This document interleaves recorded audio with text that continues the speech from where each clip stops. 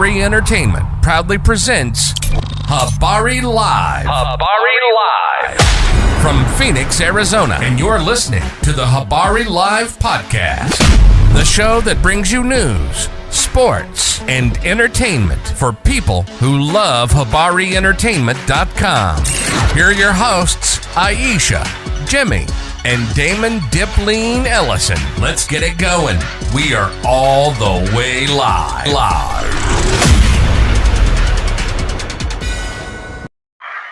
Yeah, good morning. What's up with it? Another Habari Live episode Saturday morning. Habari Ghana, my people. We are thrilled to bring you the latest edition of Habari Live, your go-to podcast for the Pulse of Phoenix and beyond. And as always, we are all the way live in Paradise Valley in Phoenix, Arizona. I'm Damon Ellison and my co-host, Iesha. What's up? We will be your guide through the exciting stories and everyday happenings in our vibrant community, your weekly dose of inspiration, innovation, and insightful conversations from the heart of our city of Phoenix, Arizona. It's been a crazy week. And we're going to get straight to the news, man. It's to get straight to it, what's been going on. And let's get it going. What's the rundown? For sure. It's a lot that was happening, so I only took the top 4 stories that I saw this week. The first one is a Border Patrol supervisor has appeared to brag about shooting a woman. The supervisory agent with Border Customs and Border Protection appeared to have boasted in text messages about shooting a woman, saying that he fired 5 shots and she had 7 holes. He liked that. Yeah, he did. On October 4th, Agent Charles Exum shot citizen Maramir Martinez after a vehicle collision in Chicago. Federal authorities say that her truck struck the agents, but she is disputing their version of events that occurred that day. That's according to the AP News. But according to Reuters, the court hearing said that messages from him were presented in which he wrote, like I said, he fired 5 rounds and she had 7 holes. But he also added, "Put that in your book, boys." Yeah, that's crazy, man. We these old ICE agents, man, I like to share a lot of their videos through the week. And if you go to the Habari Entertainment Instagram page, Threads, Blue Sky, whatever, I'm always sharing what's going on with ICE in Portland and in Chicago, and all of the crazy off the wall actions that they are putting these cities through. It's insane, man. They're reckless. They seem to not have any training on how to handle public situations when it comes to dealing with citizens. It's not cool, man, what's going on.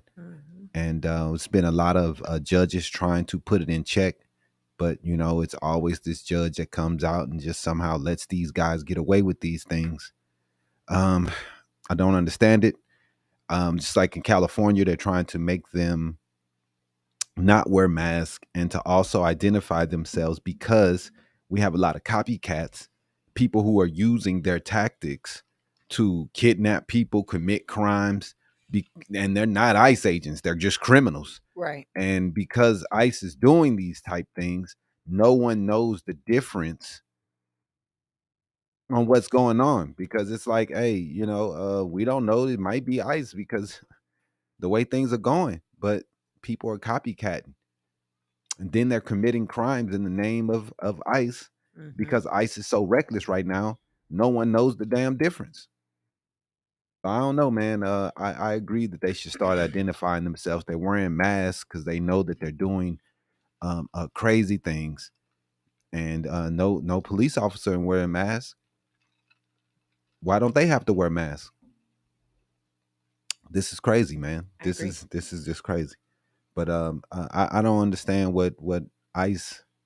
And then when they asked Trump in the 60 Minutes interview, he said they haven't gone far enough. We hear Stephen Miller. He's talking about attacking the public and society. And I mean, they want a war on us just because we don't agree with their tactics. Mm-hmm. It's pretty amazing, man. And this is what we're dealing with.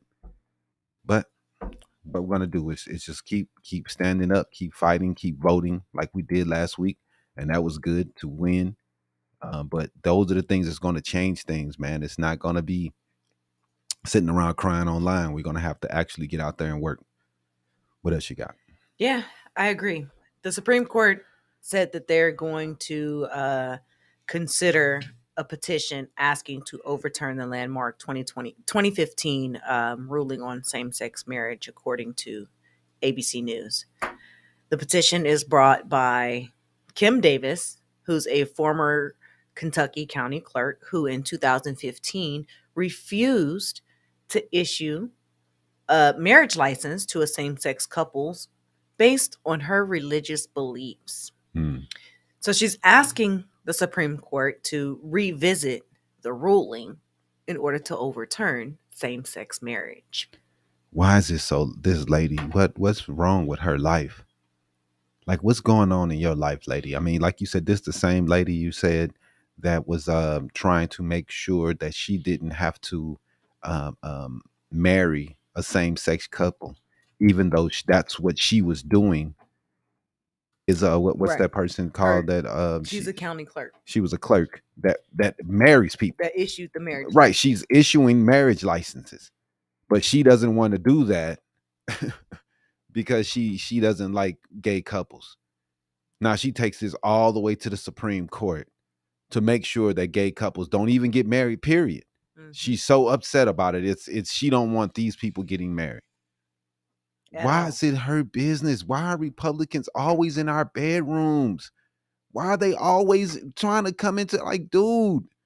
We just got the law in Arizona where they're gonna try to make you show your ID if you want to watch pornos.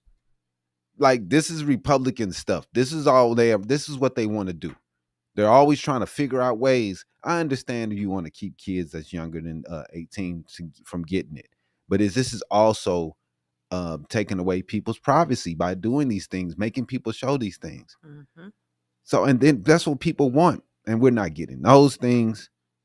They're always talking about small government, but these people are in your bedroom trying to tell you who you can and can't marry. I don't get how that's cool. But they hate gay marriage. They hate the gay people. Hey man, you don't have to indulge. Let them people live Let their them life. people live what they do, man. What is the problem? God, dude, I do not understand this shit. She's going to take it to a Supreme Court Mhm. who's been very, very conservative, and chances are, man, they might strike this down. Yeah, I don't know, man, it's a but long shot, but it's we'll not a see. long shot. They got five conservative judges, if I'm not No, mistaken. It's that's what I'm four, saying. It's a long shot for it to not be right? overturned. Exactly.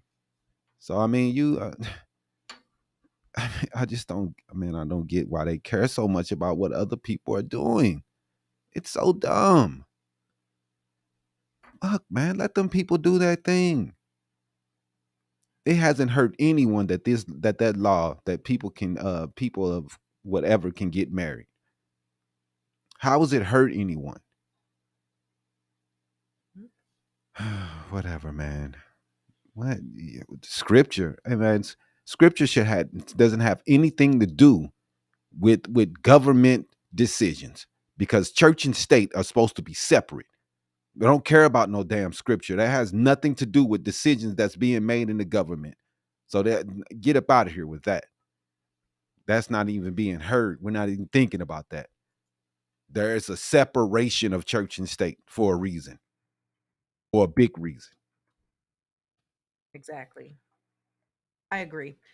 Um, the Trump administration has sought and obtained a temporary stay from the Supreme Court, pausing the lower court's decision ordering requiring full supplemental SNAP assistance program be restored and fully funded for November. You said the Supreme Court? Yeah. Trump went to the Supreme Court after two lower courts ruled that he must either partially or fully fund SNAP. Mm-hmm. He said, "No, I'm going to go to my buddies over here at the Supreme Court. Can y'all stop this?" Right. And they did it. Yeah, man.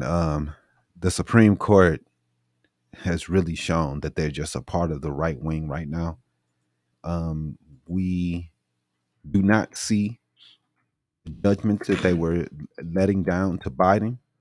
They were stopping Biden on a lot of different things, checking power, making sure that Biden couldn't do whatever he wanted to when it came to student loans. It came to different things that he was trying to implement. The judges stopped him. They were pretty tough on Biden, and now Trump comes in and they say, "Hey, this guy has all power, and he can see no punishment for the things that he decides to do." They're deciding with him 9 times out of 10 when it comes to any case that comes to Trump. All the other courts can make a decision and say, "Hey, no, this isn't right. We're striking this down." He takes it to the Supreme Court, and they agree with him 9 times out of 10. Yep. He is on a 17 case win streak right now when it comes to the Supreme Court. And all he 17 has to do is go over there and cry to him. Yep, that's it. 17 cases in a row he has sent to the Supreme Court, and he has won every time. No matter what the lower judges have said, he has taken it to Supreme Court, and they have agreed with Trump and his lawyers 17 times in a row. This is unprecedented. This is what happens when you have a person who is trying to become a king and a dictator.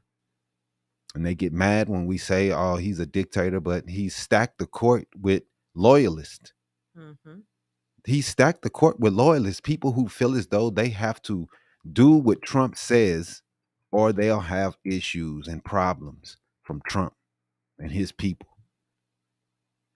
So he has loyalists in the court, and we just gonna see. Yeah, all right, man. It's crazy what we're going through, but we'll see, man. It's gonna come back. It's gonna come back. Republicans are looking real good. They're doing whatever they want to. The government shut down. They're not listening to anyone. They don't even want to listen to negotiation tactics. Is they, hey, push the ACA off for a year. Give us a year, and we'll negotiate again, and we can open back the government. Republicans say that's a non-starter. That's a non-starter. We don't want to start there. I guess they just saying we want to kill the ACA, and that's it. That's the only thing that they want to do. So I don't know, man, where we're going from here. The government shutdown doesn't seem like it's going to end anytime soon, and we're just sitting here watching people suffer, and they're using food stamps for a bargaining chip by saying, "Hey, this is not really going to hurt Republicans. This is just going to hurt Democrats and black people." And knowing how many white people and people of all colors that have this SNAP benefits, Right. but hey, you think you're going to hurt black people, and you're willing to take it to the Supreme Court to make sure to block this SNAP benefits. We all know you got the money. We all know it because we know about the money that's there, the money that has been set aside. Everybody knows. But they're all sitting around talking about, "Hey, we don't have it." We saw you do it last time, bro. Last time you had a shutdown of this length, you were able to come up with money to make sure that they get paid. And then you're trying to make sure the people that you want to get paid, like the military, because you want to use the military to be able to take out liberal cities and mayors and try to hold other people hostage. These are the tactics that this man is putting in place. I mean, it's pretty sad, man. And it's just crazy to see the Supreme Court just be another wing of the Republican Party, and that's what they are. They have no separate mind or thinking when it comes. They just have hive mind when it comes to the Republican Party right now. Yeah. And no one is And standing Trump's up. their leader. Yeah, it's pretty crazy. Lastly, this week, a man collapsed right behind President Donald Trump during the White House event while announcing a weight loss drug plan, prompting the event to take a pause, according to the New York Post. On Thursday evening's event in the Oval Office concerning obesity and weight loss, the pharmaceutical executive or company's representative appeared to have fainted behind President Trump. White House Secretary Caroline Leavitt later said that the individual was now, quote unquote, okay, That's cool. after medical aid at the White House was provided. Again, according to the New York Post. Yeah, man. Let's go ahead and run that video. I know we have it. The man faints at the top. We've been advancing science and creating high-value jobs. But today, are you okay? Gordon, you okay?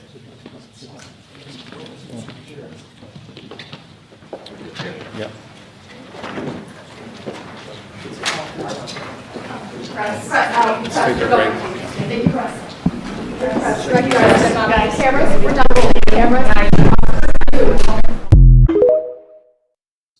Yeah, some of the optics from this wasn't really great because they showed Trump just standing there looking off into the distance, but his security did kind of hold him back from the situation. But you also had RFK running off like he was scared. He ran off so fast. But let's also look at Obama and how he handled a person. I know Trump wasn't close really, and they kind of held him back, kind of. But still, he had a response. Let's see how Obama handled it. It's on there. There you go. Health insurance. And John's right. The website's going to get fixed. And the law works. That's why we fought so hard to pass this law, to save folks like John money. To give people who don't have health insurance the chance to get it for the first time. To lift from the American people the crushing burden of unaffordable health care. To free families from the pervasive fear that one illness. There you go. You okay? I'm right here. I got you. Yeah. No, you're okay. This happens when I talk too long. You'll be okay. Here, why don't you go ski on it? Here. Come on.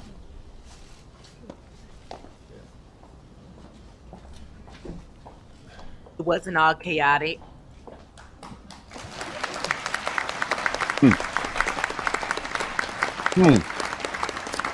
Good catch, by the way.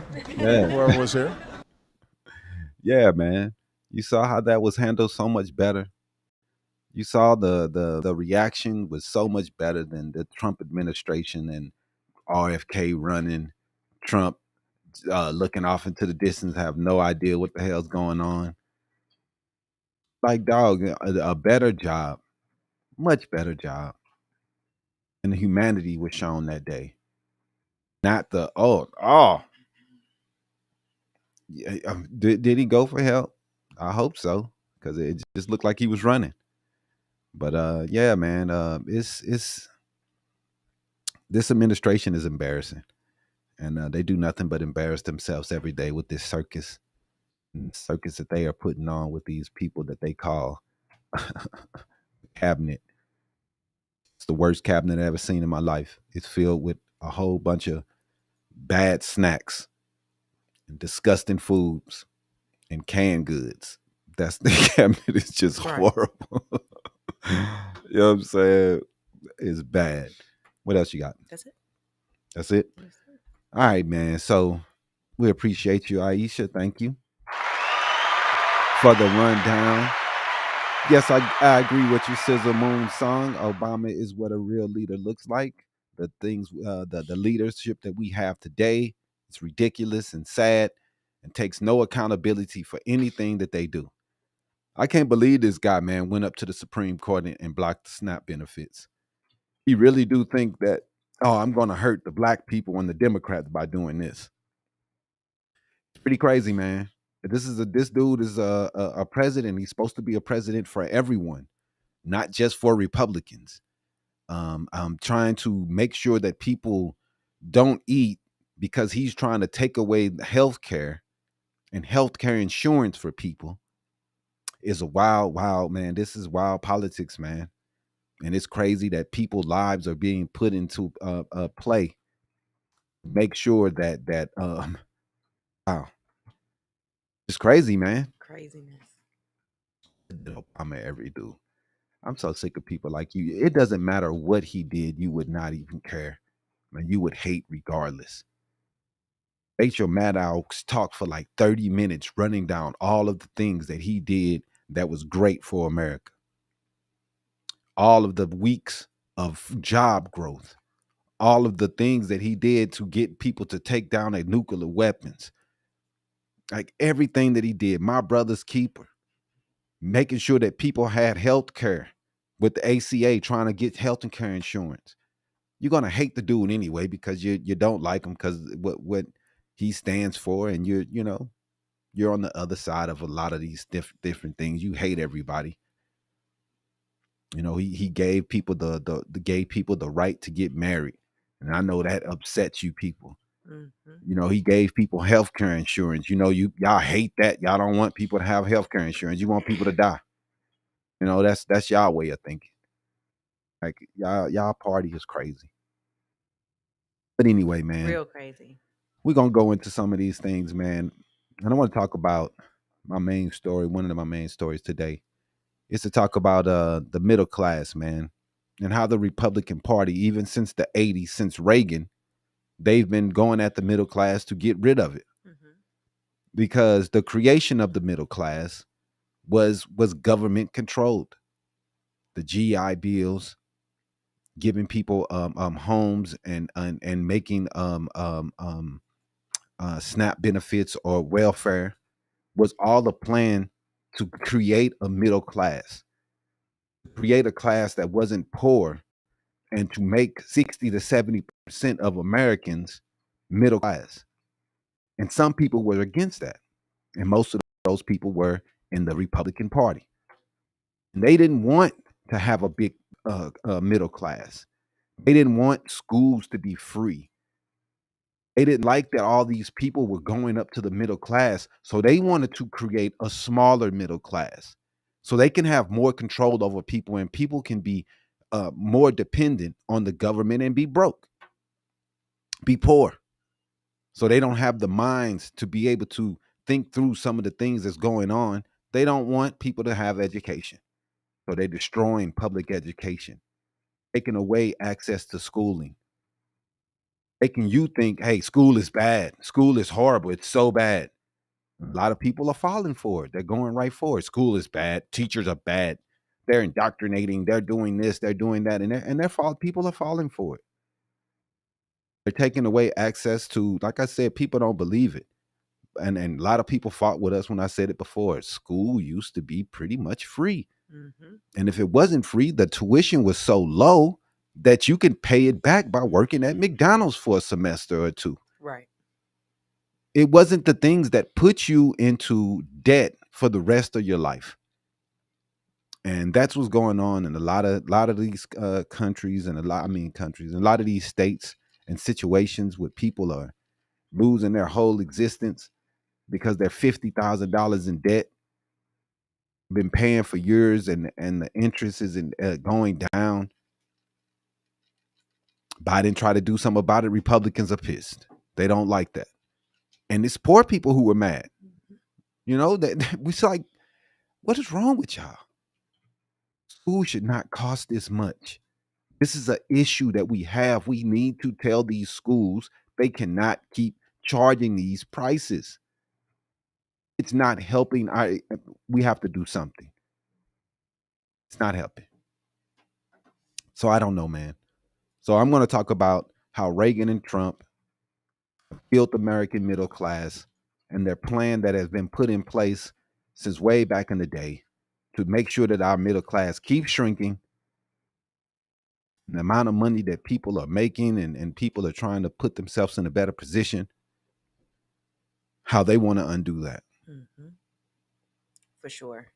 And then, today, like you said, we're going to unpack the hard truth about America's economy.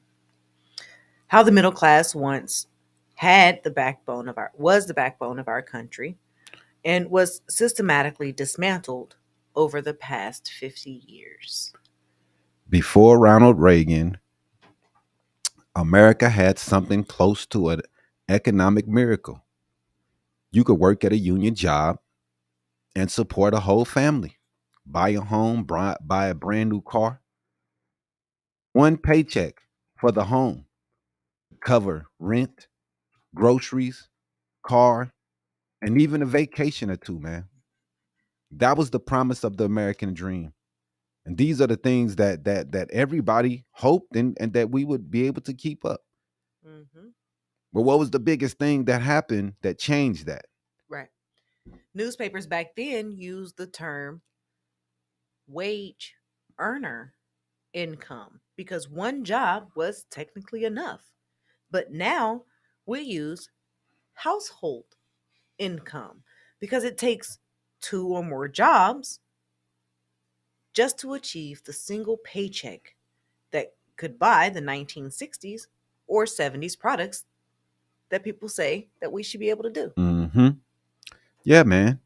Before Reagan, America had a very, very strong middle class. Post World War II era saw the rise of America's middle class through programs born out of the New Deal. Social Mm-hmm. Security, GI Bill.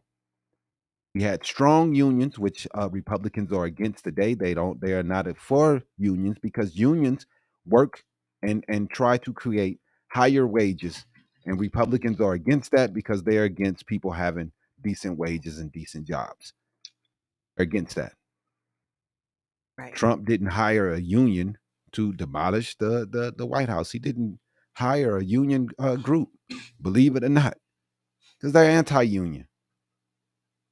But high progressive taxes was also a part of it Mm-hmm. on the wealthy. These programs built the largest middle class in world history. Exactly. But from day one, Republicans called those programs socialism. They said that the New Deal was a Trojan horse for communism. Conservative icons like Russell Kirk, William F. Buckley Jr., and Barry Goldwater from here in Arizona said that the philosophical godfathers of the modern GOP. They spent the 1950s warning that if too many people joined the middle class, America would disintegrate under the new weight of the socialist programs. Right, right. And what they did is they claimed that if people got too comfortable, if women left the kitchen, if young people challenged authority, if Black Americans demanded equality, society as a whole would collapse. They literally believe equality would destroy America, and they still do. Yep, That's not that's not that's nothing still their new. playbook. And through the 1950s, those ideas were laughed off.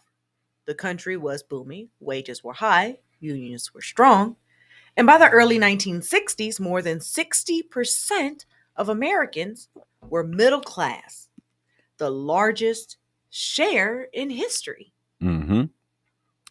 The 1960s, when prosperity became a threat, then in the 60s we had a couple things that happened that caused the right wing to kind of lose their mind. Mm-hmm. The birth control pill was legalized in 61, sparking the women's movement. The civil rights movement was in full force. Black Americans were fighting back against police brutality. Young people were marching in the streets, questioning the war in Vietnam, burning draft cards, and demanding change. Yep. And to the conservative establishment, it looked like society was falling apart. But what they really saw was the middle class getting empowered. people had enough stability to demand justice. And the GOP elite simply panicked. Yeah, man. They thought Russell Kirk and Buckley were prophets. They said, see, the middle class has gotten way too big, too entitled. And now America is losing control. So they made a plan. How can we shrink the middle class to restore order? Yep. How can we get rid of some of these people and make a larger poor class and get some of these people out of this middle class? Exactly. Which is where we usher in Reagan's counter-revolution. In 1981, carrying the torch of Barry Goldwater and Buckley, his mission was simple: put the middle class down to size. Mm-hmm. Eliminate the middle class. That was the mission. That was the mission. That's how the 80s started. They got Carter out of there after 4 years, one term, and they brought in Reagan. And the mission was, how can we get rid of the middle class as quickly as possible? And he did it fast. He busted the air traffic controllers union. That was one of the first things he did, that union for air traffic controllers, trying to get more money. These people love Reagan, say he can do no wrong, but this was terrible what he did to the air traffic controllers back then. Sending a clear, and it hasn't recovered since then also. Sending a clear message to labor: you're done. At the time, a third of Americans' workers were unionized. Today, it's barely 6% of us are unionized. Barely. So we don't get the fighting for new wages. This is the way they want it. And we got so many people who okay with this, as our wages have stagnated since this happened. Right. He froze the minimum wage for 9 years, cut the top income tax rate from 74% down to 27%, raised the retirement age, started taxing Social Security benefits, which killed the Fairness Doctrine in 1987, while allowing media grants to flood the airwaves with right-wing propaganda. The killing of the Fairness Doctrine and making sure that both left and right news are told at the same amount. If Democrats get 15 minutes, Republicans get 15 minutes. Once that went away, the news went to a crazy place. And a lot of people are against it. They say that freedom of speech, they should be able to do this, and this is the reasons why it should be okay for them to just do right-wing propaganda. And we see the birthing of some of these people that became the Rush Limbaughs, and some of the things that started happening as this right-wing propaganda started to infiltrate the media after these laws were passed. Fairness Doctrine should have been brought back into place, but Obama didn't do it, Bush didn't do it. And I really wish that someone would have stood up and put it back in place, because I think that this is one of the main things that's driving the division of this country. We shouldn't have just right-wing media or just left-wing media. And those are the things that right now, if the left don't get on these podcasts like we are today, the left is going to be left behind. That's the reason why we lost the last election. The Republicans are killing when it comes to the podcast, making their podcasters into stars, making them a viable option when it comes to whose ideas are out there, and the liberals are behind on this. Mm-hmm. So he also gutted, Mr. Reagan also gutted antitrust enforcement, letting big corporations swallow small businesses whole. And that is took away some of the competition, what has also driven up the prices, because we have no competition with these companies. When it comes to cell phones back in the day, there used to be 1 million cell phone companies. All these companies then bought them all out. Now there's no competition. Our bills high as hell. So it's ridiculous, man, the things that we're seeing today with these big corporations and how they're creating monopolies with something that is not as supposed to be. You're not supposed to be able to do in America. Right. Well, we got so many monopolies that's taking over this country. Mm-hmm. He also opened the floodgates for stock buybacks, a legalized form of corporate looting. Yep. This is what they do when they get tax breaks. That money doesn't go back to the neighborhood or to the people or investments into different companies to have different jobs. They do buybacks, Yep.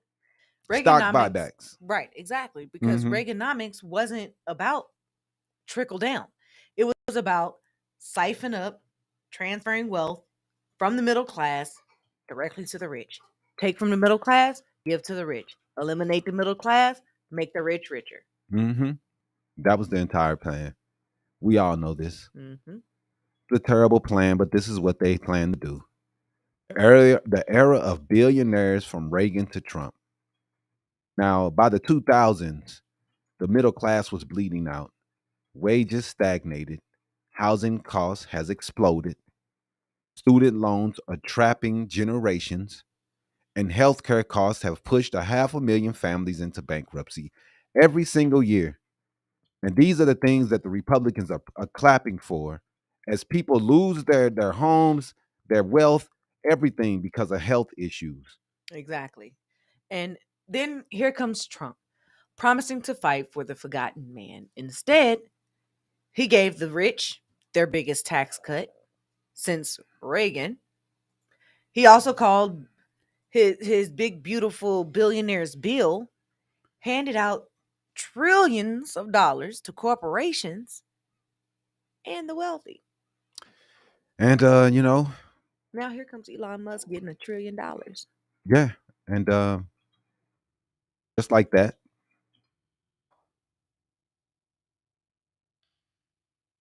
Mm-hmm. Hmm. Crazy. Yeah, and just like that, the 1920s, America became a playground for the ultra rich. Trump literally threw a great Gatsby party yesterday at the Mar-a-Lago. I mean, not On yesterday, Halloween. on Halloween, to celebrate, while Americans struggled to buy groceries. Mm-hmm. They in there partying with girls in glasses, having a good time, naked Good girls old walking time. around, using our tax dollars to party and kick it. Mm-hmm. Him and his sons reportedly pocketed $5 billion in the first 10 months of his presidency. Meanwhile, Republicans keep the minimum wage frozen, block student debt relief, and they fought against universal health care, all while calling billionaires the job creators. Yeah, that's what they do. Since they create the jobs, they can do whatever they want to, and they don't have rules or regulations. They can just do what they want because they are the job creators, and which is just bullshit. I don't care if they are the job creators; they still should pay their fair share in taxes. Period. Now we've watched. We're living in the world those 1950s conservatives dreamed of. The rich rule everything. Like you said, Elon Musk just got his $1 trillion package okayed. We're about to see more people rushing to try to get $1 trillion. Mm-hmm. You think where did that money comes from, man? It's going to come from us. It's going to be less of us that has money as more of them, 5, 6 guys, the 1% take all the money. This is what they want, man. They love this. The rich is ruling everything. 5 Republican justices on the Supreme Court, like I think it was, 5, legalized political bribery. They said it's okay to bribe. While the Republicans sit around and point the finger, talk about, oh, how horrible Nancy Pelosi is. She's so bad. She's taking all of this money. Look how much she's worth. And what do they do when the vote comes down to stop political contributions from coming through and stock of illegal Right. trade information from coming through? To keep another Nancy Pelosi from happening. They voted against it. And y'all are still keep parroting the bullshit that they shovel to y'all, but y'all don't never pay attention to what's going on. That's why they love y'all. Because if you paid attention to the votes, you would say, what the hell? How did you vote against that? And y'all the ones always talking about Nancy Pelosi. She's so horrible. She's stealing money. She's gotten rich. She's been in Congress. All right, let's stop insider trading information from coming to Congress. All the Republicans vote against it. And the Republican is the one that created the bill. Call it the Nancy Pelosi bill. What did they do? Vote against it. Yeah, she was insider trading, but all of them are insider trading too, obviously. Or they would have voted to kill it. But they voted to make sure it keep going. You can keep saying all you want to, man, but all of them are trying to put pocketed money in their pocket. You try to blame the left or the right. I say it should be illegal for all of them to do this. I don't care what side you on, this should be illegal, but the Republicans keep voting against it.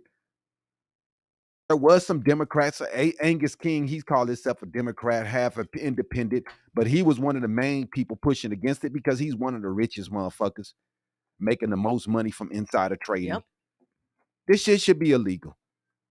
They also should not be able to take bribes when it comes to these lobbyists. Yep. I agree. These lobbyists should not be able to just grease the pockets of politicians, and their decisions are different now because of a certain group, a company, or country has put money in their pockets. These are the things that we all should be standing for, but we're not. We're on different sides of all this shit. They should be, all of them, we all should be saying these things, but we're not. Now, governors like Nome and Bondi are pushing militarization and fear to suppress dissent. They don't want people to stand up and say how they feel about these things. So they're trying to suppress that. Yep. And the billionaire-owned media keeps people distracted, turning working class Americans against each other, while the top 1% quietly hoards $50 trillion in stolen wealth. $50 trillion. $50 trillion. I don't know, man. That's a lot. What are we going to do as Americans? These people could end homelessness and end hunger in America alone. Elon could probably do it by himself. Yeah, he has enough. But here's the good news. Every time America's fallen under the weight of greed, working people have risen up. The 1930s New Deal wasn't a gift. It was won by organizing, by protest, by people saying enough. Mm-hmm. We're sick of this shit. And we're headed there again. Exactly. And that's where we're at right now. A new progressive populist moment. The only way to rebuild this country is to bring back strong unions, break up monopolies, end legalized bribery, and finally tax billionaires enough to restore fairness across the board. Yeah, man. It's getting ridiculous. We have to make the middle class the heart of America again. Mm-hmm. Because if the middle class dies, democracy dies with it. Yep. And what Republicans are putting in place, the tax cuts for the rich, they keep on implementing these tax cuts. It just will not go away. It won't go away, man. The rich need to pay more taxes. I don't care what none of you say. I don't care. I know you love it that you hope that one day that you're going to be able to make that money, but you're not. Okay, you make $144,000 a year, but your net worth is over 400, 700 million. Some people say, what? Man, I don't know what you're talking about, bro. Maybe your net worth could be in homes that you own, stocks that you own, bonds that you own. Those things matter. You may be only bringing in 144,000, but if you have stocks and homes that you own, that property, other assets that build up to that amount, you're still going to be worth that, regardless. Mm-hmm. So I mean, it doesn't matter what your yearly income is. It matters what your assets build up to, right, and what assets you do have or own. Those things matter. Obamacare has worked out. The ACA has worked out fine. It has helped to keep prices down. It has helped to insure a lot of people and people who are 25 to be insured under their parents. It has helped to keep the prices down of insurance. Now that they're killing it, the prices are skyrocketing immediately. Now, like you guys don't pay attention to anything, but if you see, soon as they're trying to kill the ACA, and it's more Republicans on the ACA than it is Democrats. Some of you guys know, some of you don't, but they see the policies immediately double and triple. So it's worked. It has worked to keep the price of insurance down, but it's not a perfect system. But what Republicans want to do is go back to the old system where we don't have any protections, no chances for insurances. And the less people they have in insurance, the insurance company loves it because we all got to pay. So it's crap, man. Go ahead. Yeah, I mean, but coming up next, we're going to talk about Trump's Mar-a-Lago party, what it says about the new Gilded Age, and how the fight for 2026 is already shaping up, given that the Democrats just had a striking sweep on Tuesday. Mm-hmm. Yeah, man. We're gonna get into some more stuff here immediately. That's is what we do. But we're gonna talk about some more about Trump ignoring the courts, man, while Americans are starving. A couple courts have asked him to go ahead and put the budget, the funds toward SNAP that they do have, that we all know that he has, and he's refused to use the benefits or the money. So it's it's crazy that we see a president do this. Trump's administration continues to flat out ignore the court orders. This time over something that hits millions of families right where it hurts: food and health care. Exactly. The federal judge ruled that Trump must restore SNAP benefits, but his administration has been dragging their feet. While millions of Americans aren't able to afford their groceries, Trump's busy hosting parties and building a new ballroom at Mar-a-Lago. Now we do know that the Supreme Court has agreed with Trump to make sure that the funds do not go to SNAP. We understand that, but we still think that it's crazy that instead of just listening to the judges and putting the funds towards SNAP, that he keeps ignoring them and then taking them all the way to the high court. It's just crazy, man. Not when people food is in line. Like, that's crazy to me. You would rather starve Americans because you can't get your way. That's crazy. But how bullish. Yeah. But that right there tells you everything you need to know, man. A billionaire who's never had a check, a price tag in his life, now in charge of deciding how much working families can eat. This is a bad situation because Trump does not care. He does not understand what people are going through, or does he give a fuck? I think it's a little bit of both. He doesn't care, and like you said, he's never had to do it before. But this isn't just new. This isn't all new for Trump at all. His administration has made it a habit of ignoring the judges, whether it's over immigration raids, environmental rollbacks, or now food assistance for many struggling Americans. Yeah, this is crazy, man. So the latest one is that he's been deceitful to the judges, as Trump called them, ordered him to use contingency funds to keep SNAP.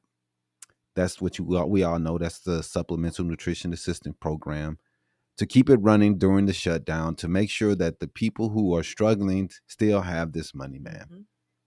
Because right now, 42 million Americans are at risk of losing their benefits and not being able to feed their damn kids. And that's not what we want in America. And this is ridiculous that this is even being used as a bargaining chip. I know.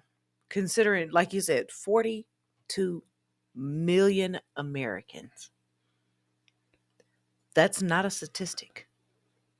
Those are families, seniors, and children who depend on SNAP benefits every Mhm. month. Yeah, man. This is crazy. And meanwhile, Trump, he goes on TV and he's bragging about Walmart's Thanksgiving meal. It's $24 cheaper than last year. Yeah, claiming it proves food prices are down.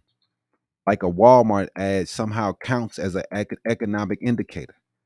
But we all know that this deal from Walmart has less food in it than it did last year. Right, exactly. And when a reporter tries to tell him this, he just calls them fake news and doesn't listen to anything they Right. say. And it's insulting. He's out here showing off a turkey deal while the Bureau of Labor Statistics says that food prices are still up 3.1% this year.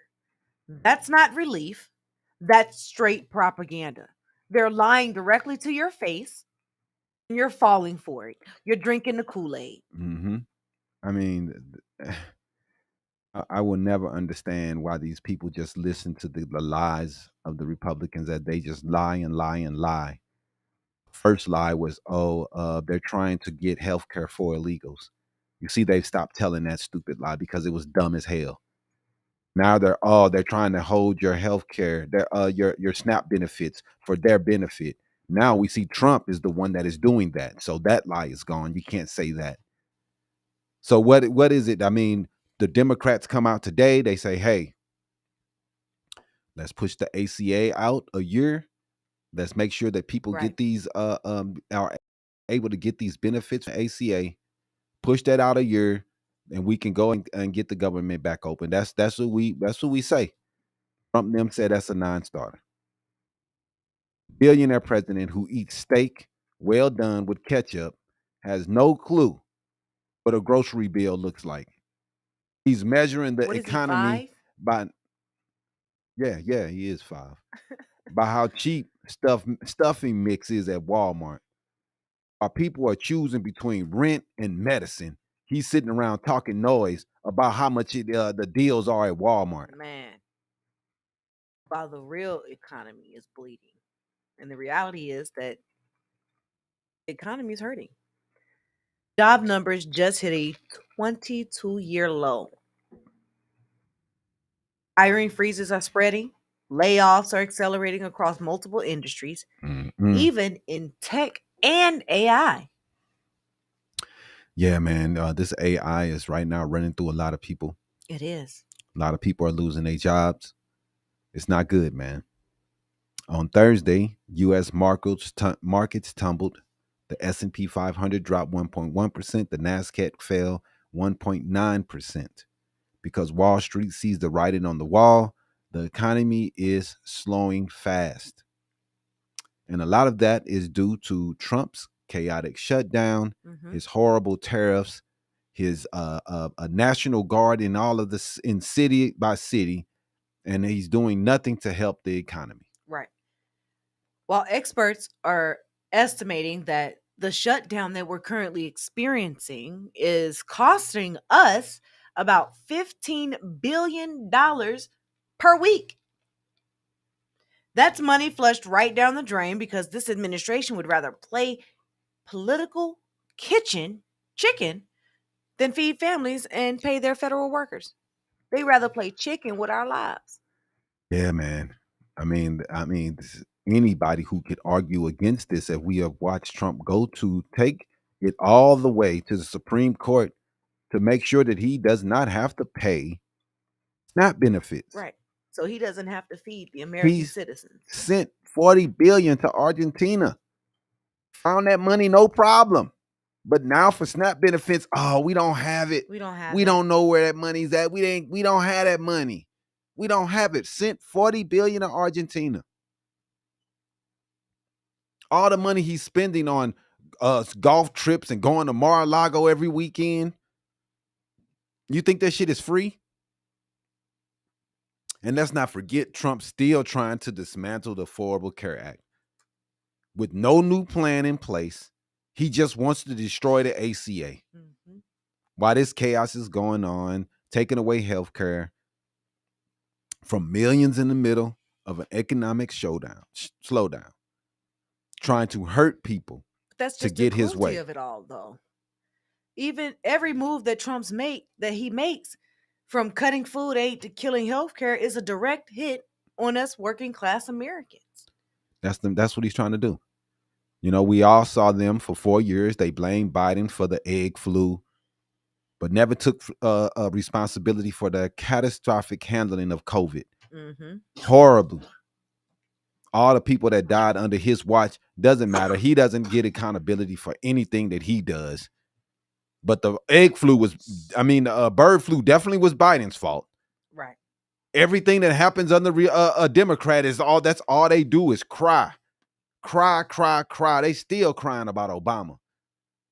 Like, dog, and then they're the first people talking about cry anyway. And they the motherfuckers that don't know when cry harder than a damn Republican when they're out of power. That's all they do. All they do. Obama wore a tan suit, they losing it. They Oh my lost God. it. They crazy. Michelle wore a sleeveless top and they lost their Dude, I don't mind. even want to talk about Michelle because the way they talk about her, dog, just makes you want to punch somebody. I hate the way they talk about that lady. I hate the disrespect that they have for her. It's insane. Then they think it's okay. They think it's all right the way they talk about her. Right. It's ridiculous, man. It's just racist and just garbage. But they keep it up. Oh, it's not racist. Racist as fuck. But they handled the shit terribly when it came to COVID. They did. Which nearly broke the global supply chain.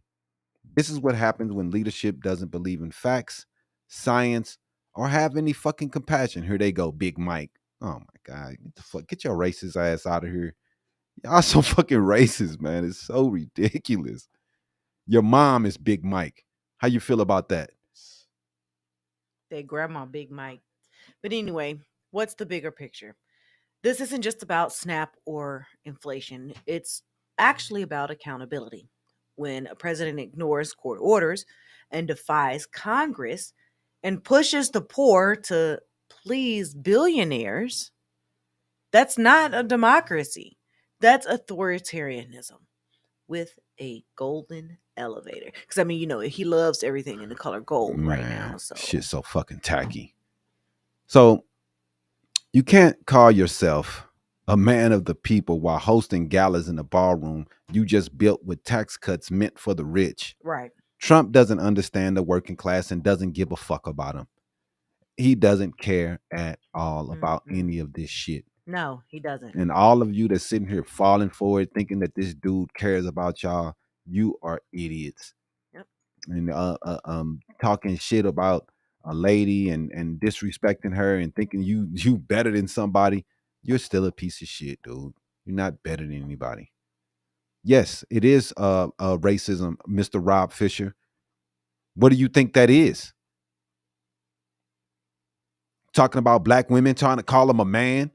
That's definitely the old school racism. If you don't think it's racism, we just think she looks like a man. But that's just how you don't understand. You see it. But it's racism. I'm not gonna sit here and disrespect Melania or how she looks. Oh my God. It's not something I'm gonna do. It's not my thing. But I'm not gonna call her a man. And the things that y'all do is crazy. And then want somebody to respect y'all when y'all die and shit, man. It's crazy. Right. They have nothing to do but talk shit about people. Talk shit about people. Right. I know. You're such a racist, dog. Racist, dude. But anyway. Exactly. Anyway, as the markets slide and grocery prices rise, the Trump administration keeps pretending that everything is fine. But the numbers and the people are telling a vastly different story. Yeah, man. And, we're going to keep calling it out. On Habari Live, this is what we do. We're not going to stray from these racists. We know what they do, man. We know what they do. Right here on Habari Live, when the people stop listening to the people have to start speaking louder. And that's what we're going to do. Mm-hmm. Exactly. For sure. And Go up ahead. next, we're going to talk about how the shutdown and the market slide could affect Arizona families and how our local food banks and what they're doing, how they're going to help to fill that gap. So let's take a quick commercial break and then we'll be right back. Yeah, man, take a quick break. Hey y'all, it's Mama Soul's Fish and Chicken, Habari Entertainment sponsor. Let's go get it.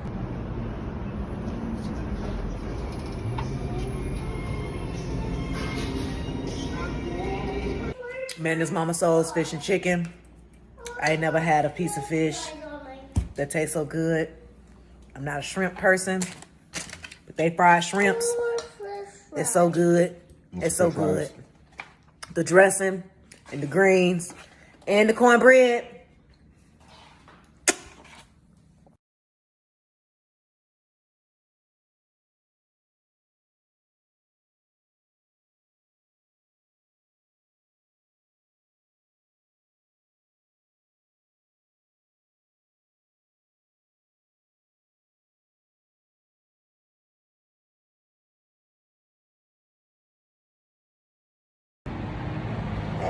All right, man.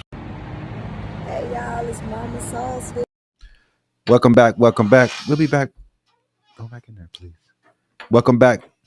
So we're gonna get straight into this next thing. We're gonna talk about some of the struggles that we're seeing right now. While Washington plays political games, the reality on the ground here in Arizona is getting kind of tough, man. The federal shutdown and the market slide are starting to hit home, especially for families trying to put food on the table, man, and keep food on the table right now and feed their kids. That's right. That's right. Between rising grocery prices, frozen SNAP benefits, and record job losses, the working class in Arizona is under real pressure. And once again, it's our local food banks, not the politicians, that are stepping in to fill in this gap. Yeah, man. It's crazy to see it right now, but we definitely are seeing the human impact of political football, and we're seeing people suffer, man. People are in the food lines, people of all walks of life, man. Young people, old people, white people, black people, brown people, yellow people. They're all in line, man, trying to figure out a way how they're gonna feed their kids. And this is not cool.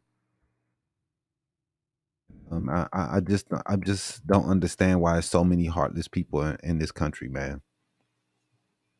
Yeah, there are people in the world that need handouts, man. There are people in the world that have mental issues, disabilities, health issues, where they can't work. I don't know why everyone lives on this planet trying to act like everyone is physically able to work a job when we know there are people who cannot. We all have people in our family who we know are not capable.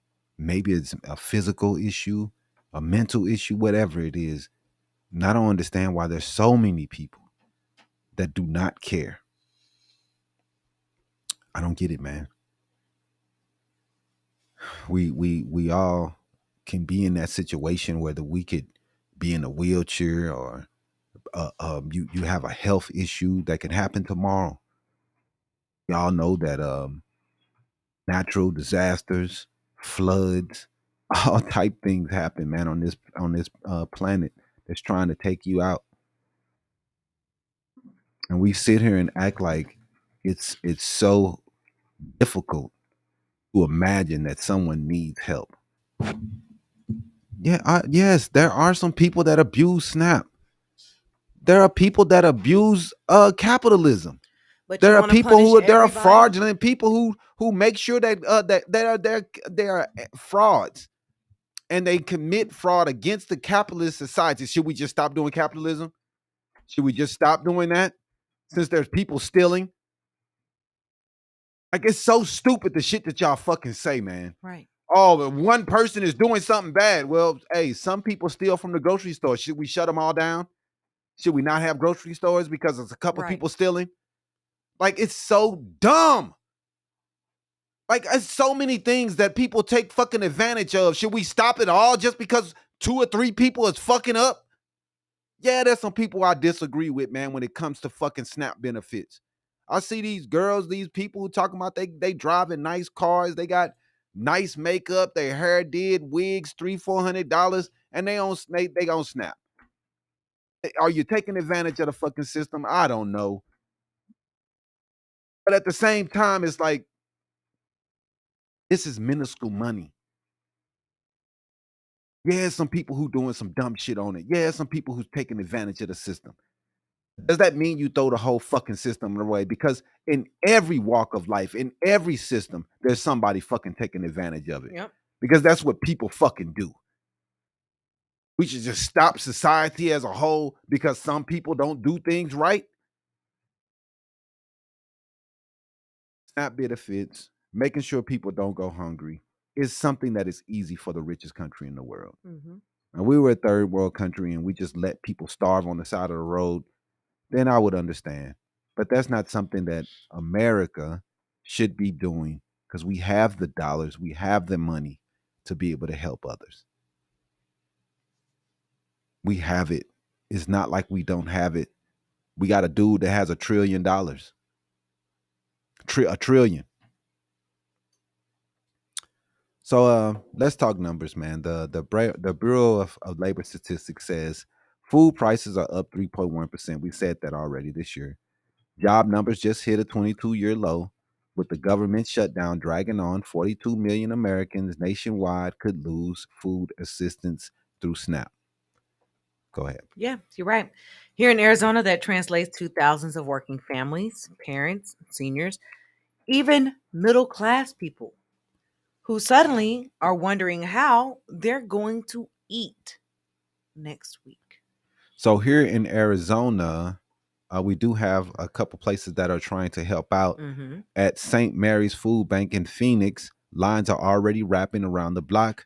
They're one of the largest food banks in the world, distributing more than 100 million pounds of food a year across Arizona, feeding about 450,000 people every month. Every month. Every month. That's crazy.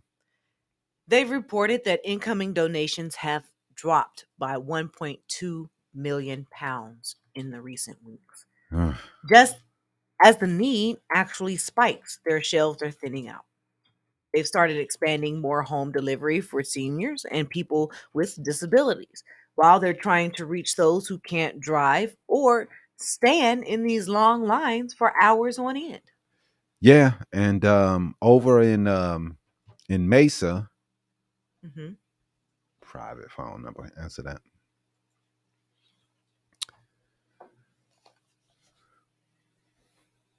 Habari Live.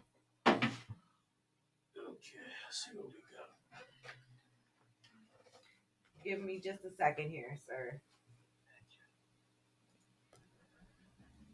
These MAGA idiots sitting here talking about, yo, what's up? Thanks for calling Habari Live.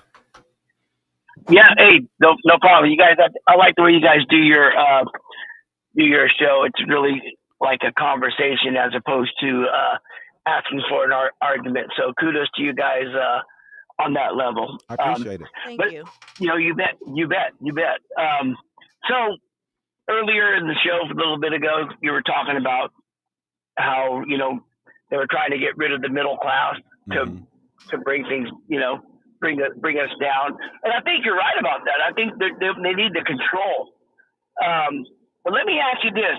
You think, is it possible that they're all doing it together, Republicans, Democrats, working together for that same goal of they're pitting us against ourselves, right? Against each other, excuse me. Right. And so there's that old adage, divide and conquer, right? Because right now we're pretty divided. I haven't seen anything like this, for as long as I've been on this planet, and I've been around for a few years. Right. It's absolutely insane. And I'm gonna speak from a conspiracy theorist point of view, because my mind kind of changed on things 20 years ago when someone presented some information to me. So I I just want to know if you ever considered the idea that they're all in this game together. And when I mean that, I mean the Bushes, the Obamas, the Trumps, the all of them. Now, because that's where I bet that's where I throw my money down in Vegas if they were taking odds on these things. Now, when Trump came into office, I thought the same thing. I remember, we've all seen the battles. If you're on any kind of social media, right, that's like the worst place to even, to try to talk to somebody. But it was, you had everybody supports their candidate and the other candidate's a retard or the other candidate gets a whatever, right? I was thinking the same thing back then. Like, you guys have no idea. We don't elect our officials. They select them. And I included Trump in that. And it wasn't until, the scamdemic, as I like to refer to it, that things really started to change for me. And with the hopes of, hey, maybe Trump is not a part of this whole evil mad. It's like watching one of those old sci-fi shows where you have an evil mad scientist like Rocky and Bullwinkle, right? With a mad evil scientist that wants to take over the world, So that's my opinion of it. That is my real opinion of things. But what it seems like when Trump came around, that's what it was back then too. That was what it was in 2016. But then during the pandemic, I thought, well, what's going on here? Why are they all hating him? It's like a switch was flipped, and the world turned on him. Before, he was loved by pretty much everyone. Black, white, yellow, green, didn't matter. It was all across the board, celebrities, yada, yada, yada. Right. Now, you talked about a couple of things here. You talked about the pandemic. You said that Trump handled the pandemic wrong. It caused, a lot of deaths the way he handled it. Yeah. So let me say something to that effect. Do you remember when Trump talked about hydroxychloroquine? Yes. We're hearing a lot of success about hydroxychloroquine. And then if you recall what happened right after that, the whole scientific, I would say the media was regurgitating what they were hearing from the scientific medical industry. Was like, it hasn't been proven. You shouldn't do that. Doctors who were prescribing hydroxychloroquine for COVID, who were reporting having great success, these are other experienced medical professionals, right?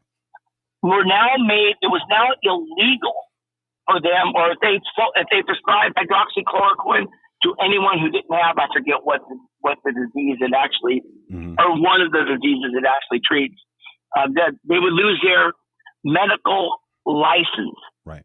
So when I think about stuff like that, I think, and I'm a believer, FYI, I've seen enough of the evidence from other medical professionals, guys whose opinions we should consider, that hydroxychloroquine, ivermectin, the horse medicines, absolutely work. They absolutely work. But Trump threw that out there. But the thing is this, though. You have to put towards studies. You have to put forward evidence. Now, the COVID-19 shot, there was evidence. There was trials done. Now, the trials weren't done in the mass of amount they needed to, because it was still being done in a quick time. But this idea with the medicines that Trump was trying to put forward, no one has proved that this thing is working. You can still do trials if you want to and prove that it works. If you want to prove your hypothesis, you have to put towards the trials and the evidence to prove that. You can't just willy-nilly in front of a million people just say, hey, this works. Most of the doctors said that this is what was working and when it came to COVID. And COVID is something that we're not even dealing with anymore. And we still don't give the doctors who put toward a vaccine any admiration for what they did in such a short time, because we're all fighting over how the thing was put in place. COVID-19 was not new. We've known about COVID for years and decades, And there were things that were put in place that people were working on to put in place to get us out of that pandemic situation if we were able to be in one. Mm-hmm. And we were happen to get that passed and get that done in a quicker manner. They did take some shortcuts because they wanted to get it done faster, but they still went through the trials that was needed. Not as many as other medications. You guys are right about that. They did speed through some of the trials, but there's no proof of what the things that Trump and what you're saying with the whatever it was called was ever in place. Let me interject right Mm-hmm. there, because there are, when we have medical doctors coming out and saying we're treating people with COVID with ivermectin and hydroxychloroquine and a few other things. Zinc was a big part of it, and D3. And they're saying that they're having great success with not only older people, younger people, people with health problems, including diabetes, and they're having great success.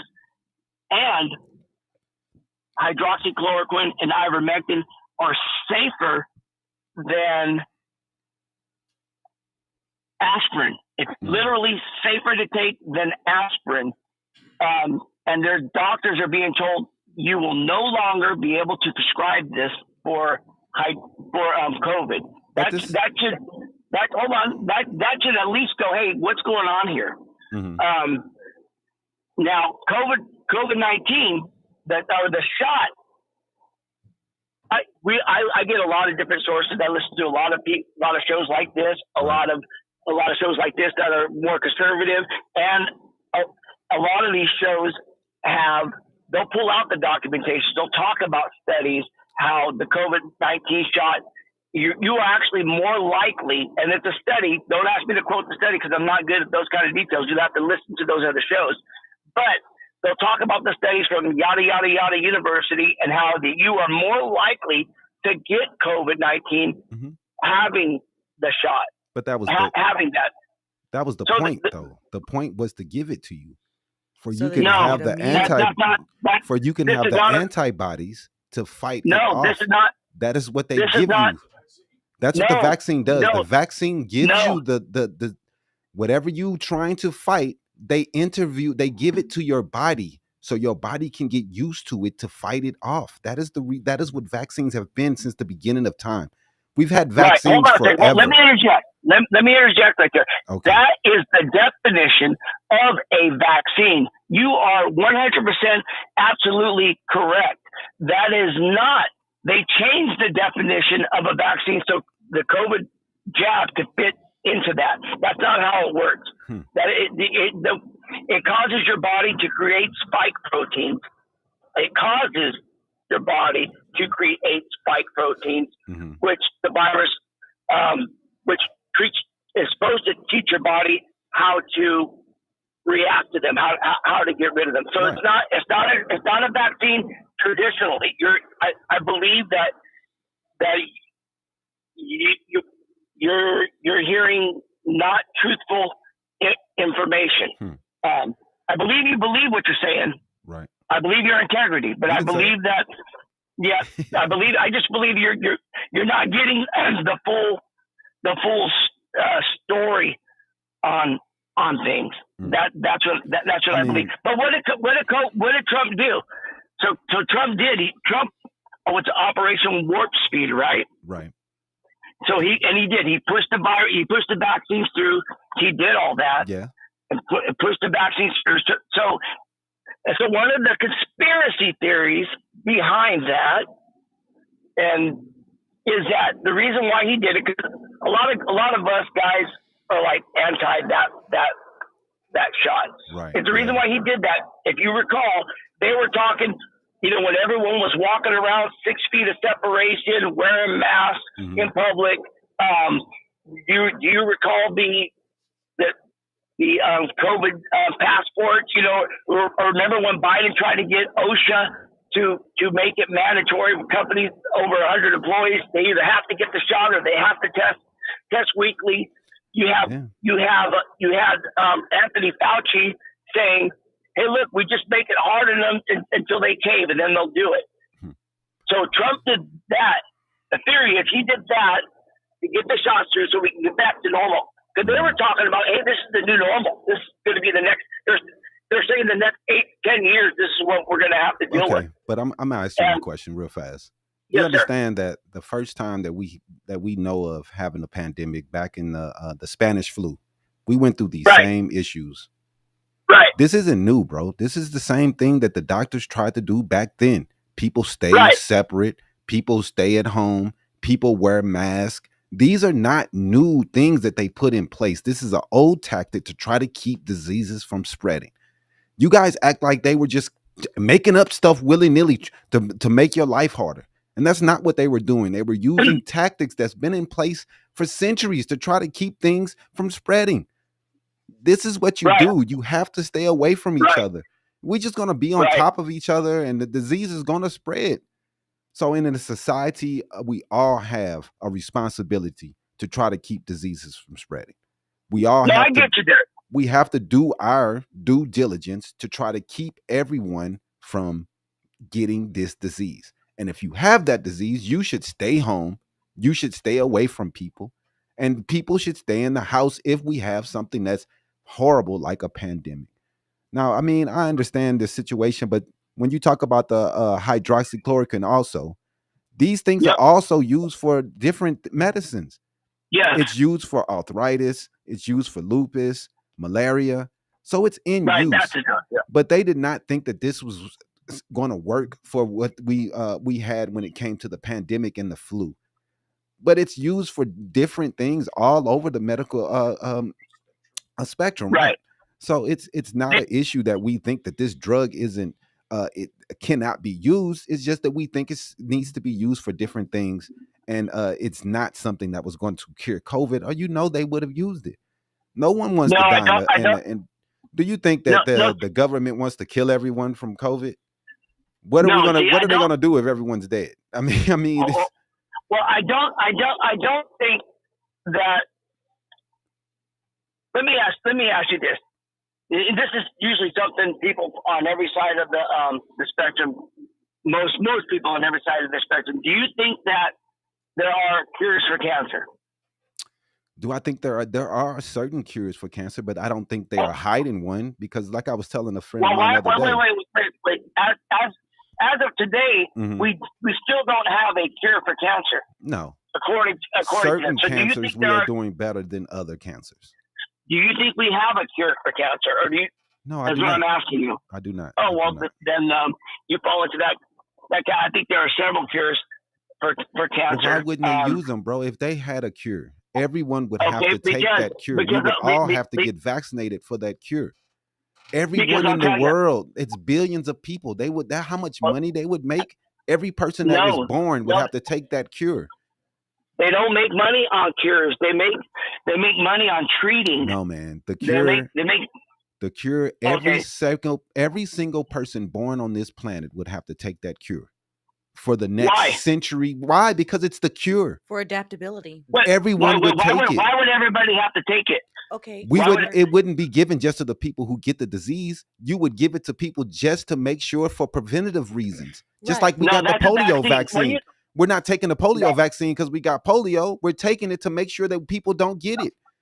That's what you do. I was hoping to get you to consider some outside.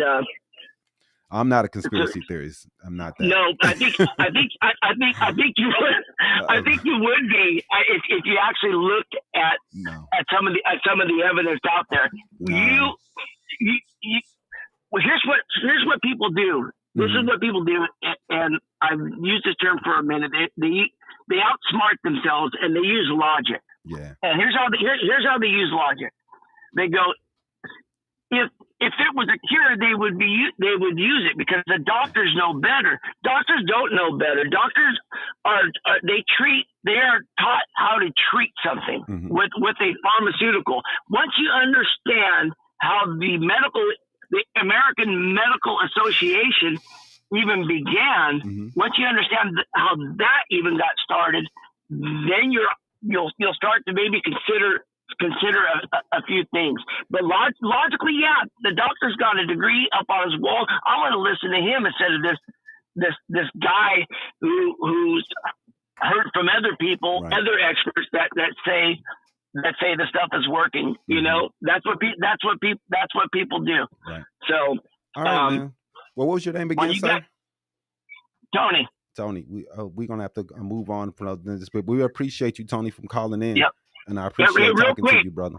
Okay, real quick. Let me suggest one thing, and with an open mind, just listen. Or I would say listen, because you probably won't want to hear the whole thing because it's pretty boring because it's a lot of documentation and whatnot. But listen to Anthony Fauci's book or RFK's book, The Real Anthony Fauci, and then you might go, hey, what's going on here? Yeah. You just do that for sure. With an open mind. I definitely will. You guys take care. God bless. You Bye-bye. have a good one, definitely. Oh, my bad. Thank you, Tony, for calling in. Yeah, man, I am not a conspiracy theorist. I do believe that there's more money in the cure than the treatment. And I disagree with people who say that there's more money in treatment, because treatment is limited to only the people that gets the disease. And not everyone will get the disease. But if you create a cure, everyone is going to take that cure for preventative reasons. Right. I understand that. However, when it comes to cancer, as he was using as an example, there are over 200 different types of cancer. So therefore, you would need to have over 200 different cures, right, for each type of cancer. Mm-hmm. Some of the treatments would include surgery, removing the cancerous cells. Mm-hmm. Chemotherapy can also kill the cancer, Mm-hmm. along with radiation and immunotherapy. They can do targeted therapy, which they target specific gene mutations that are carrying the cancerous cells, and hormone therapies to block specific hormones that do cause certain cancers like breast cancer and prostate cancer, right, to have them grow. So there are different methods for treatment that we can have that are very effective only when the cancer is caught early. Right. In later stages, it is more almost difficult, impossible to cure. Right. But we are seeing numbers decline when it comes to a lot of different cancers. Some cancers we're not seeing as much, and some we are starting to see a spike in. When it comes to colon and prostate, we're seeing a decline in lung cancers, throat cancers. But these things are because we understand the habits that are forming to be able to get away from those things. So I'm not sure, man, when it comes to these things, man. But I do know, regardless of what anybody says, I don't 100% agree with everything that the medical FDA and all the medicines and everything. I don't agree with everything they say. They do some things that are incorrect. They are the reason why we have this opioid epidemic. I am not 100% agreeing with any of them. They've done a lot of terrible things in the past. They gave people syphilis and watched them suffer. They've done a lot of different things to test on people, and it's been disgusting. So I am never going to sit here and act like the medical profession or the doctors are perfect people and they don't do anything crazy, because they do. And what they've done to turn the opioid epidemic and all these people into heroin addicts, all these people bent over outside, walking around in the fucking days because of these opioids, it's their fault. It's their fault. And they haven't paid enough money for what they did to these people. And we all watched it happen as they start handing out Vicodin to everybody. Any pain pill, they just giving you the craziest pain pill ever.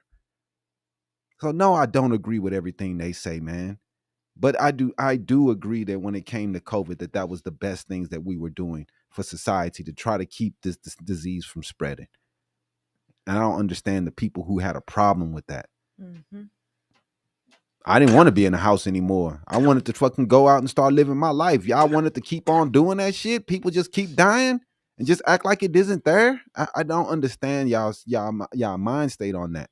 I was trying to get out of that shit. That shit sucked. So whatever we got to do, get a vaccination, stay the fuck away from each other. Let's do it, for we can get back to normal. And the places that ignored the doctors, they suffered. They paid the price. More people died in those areas.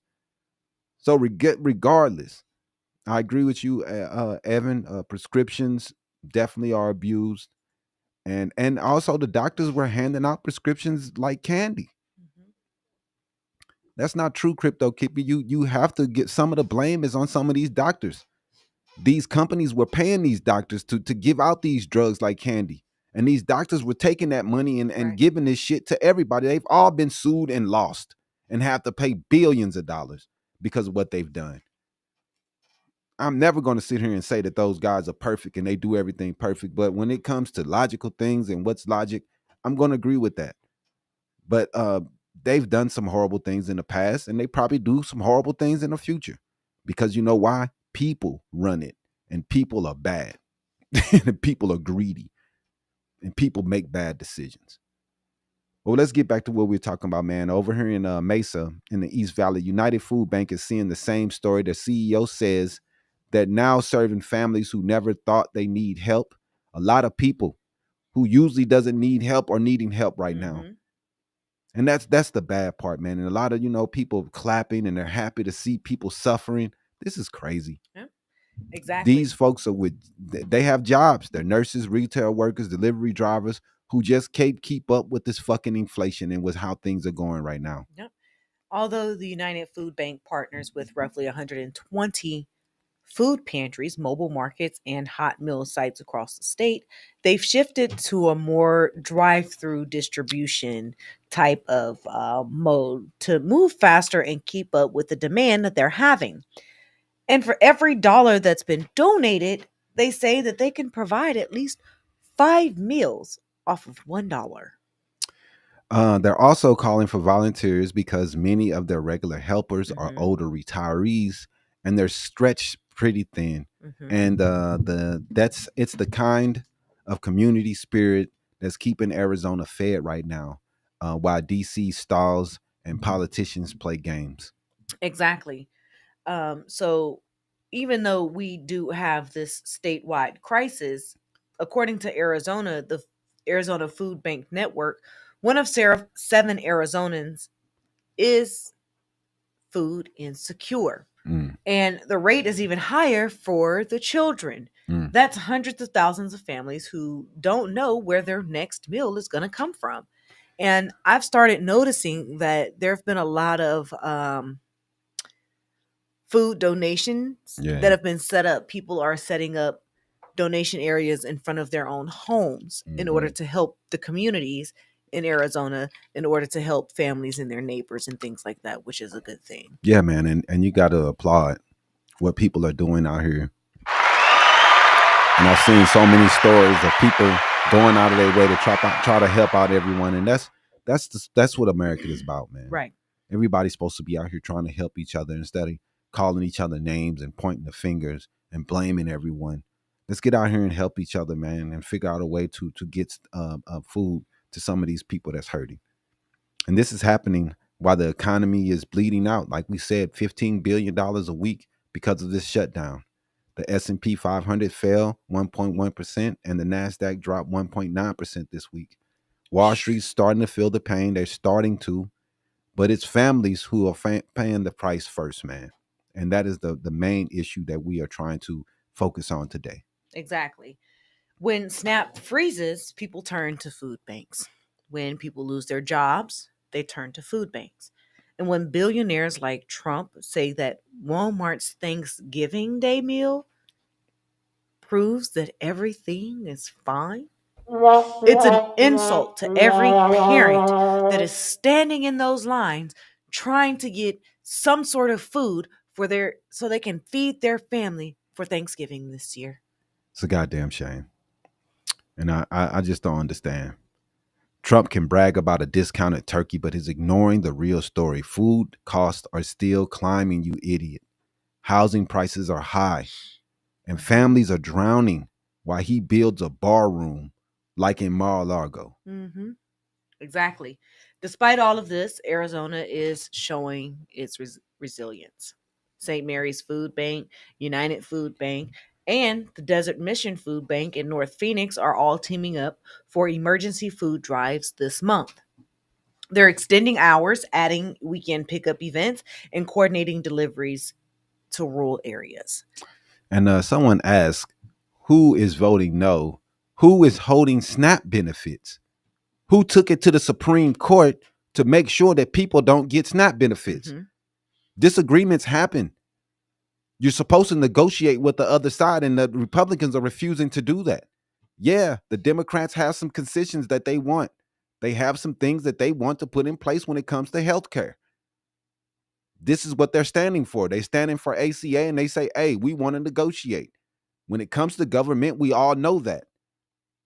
They keep talking about a clean CR. Clean CR has not been passed since 2012. It always has been concessions that's been added to it for the deal to get passed. Either Republican wants things added or Democrats want things added. Right. Never a clean Somebody's CR. going to want Somebody's going to want something, and that's the way it is. I don't care who's voted no. Who took it to the Supreme Court to hold the food? Trump. Period. That is the problem, the food. We got other people. People can go get food. The people who are on furlough, they can go get help from the food banks. They can go get things. They can go get help. And if Trump wanted everybody to get paid, he can release the money. But he doesn't want to do that. Doesn't want to do that. They're not just handing out food. They're offering hope. Those organizations are working with schools, churches, and volunteers to reach communities most at risk. From Phoenix to the Navajo Nation in Arizona, they're doing everything they can to help the people that are in need. Yep. But it's also a reminder that when the government fails us, people will still show up. Your neighbors will still help. Someone in your community will help. Well, hey, Mr. Lawrence Beeler, I don't understand. I don't get what you. People who work for the government, they do have a job. They're just furloughed right now. Like y'all try to make everything so simple when we all know everything isn't simple. Let's hope you never have any problems, Mr. Lawrence, and nothing ever comes to your door and you need help. Let's hope you never need anything, because some people need it. That's just the way life is. Goofy, man. Have a heart, dude. So here's what you can do, man. Here's what you can do, Habari Nation. If you got time, volunteer. If you got a few dollars, donate.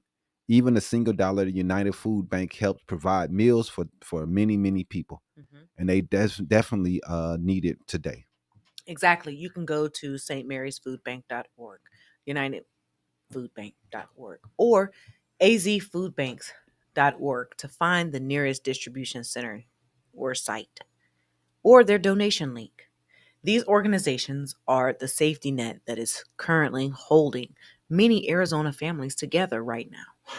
Because while Washington argues over Bull and Trump tries his best to stop SNAP benefits to go to people, Jay said you could also call 211 as a resource. That's cool.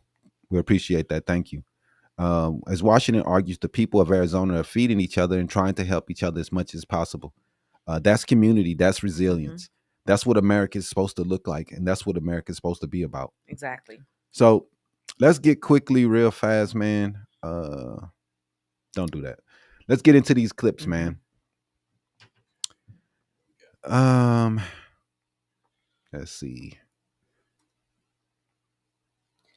The first one should be the J.B. Pritzker. Is it? Pushback from the left. J.B. Pritzker unloading on Donald Trump. Yeah. Go ahead and run this, J.B. Pritzker. Let's talk about what we're up against in 2025. President Trump and his bootlickers have torn down the U.S. Department of Education from the inside. Instead of helping to improve math and reading scores like you all are doing and supporting our educators, they're making it harder for students to get ahead. Books are being banned. History is being erased. Republicans want to take billions away from public schools and pump it into private institutions.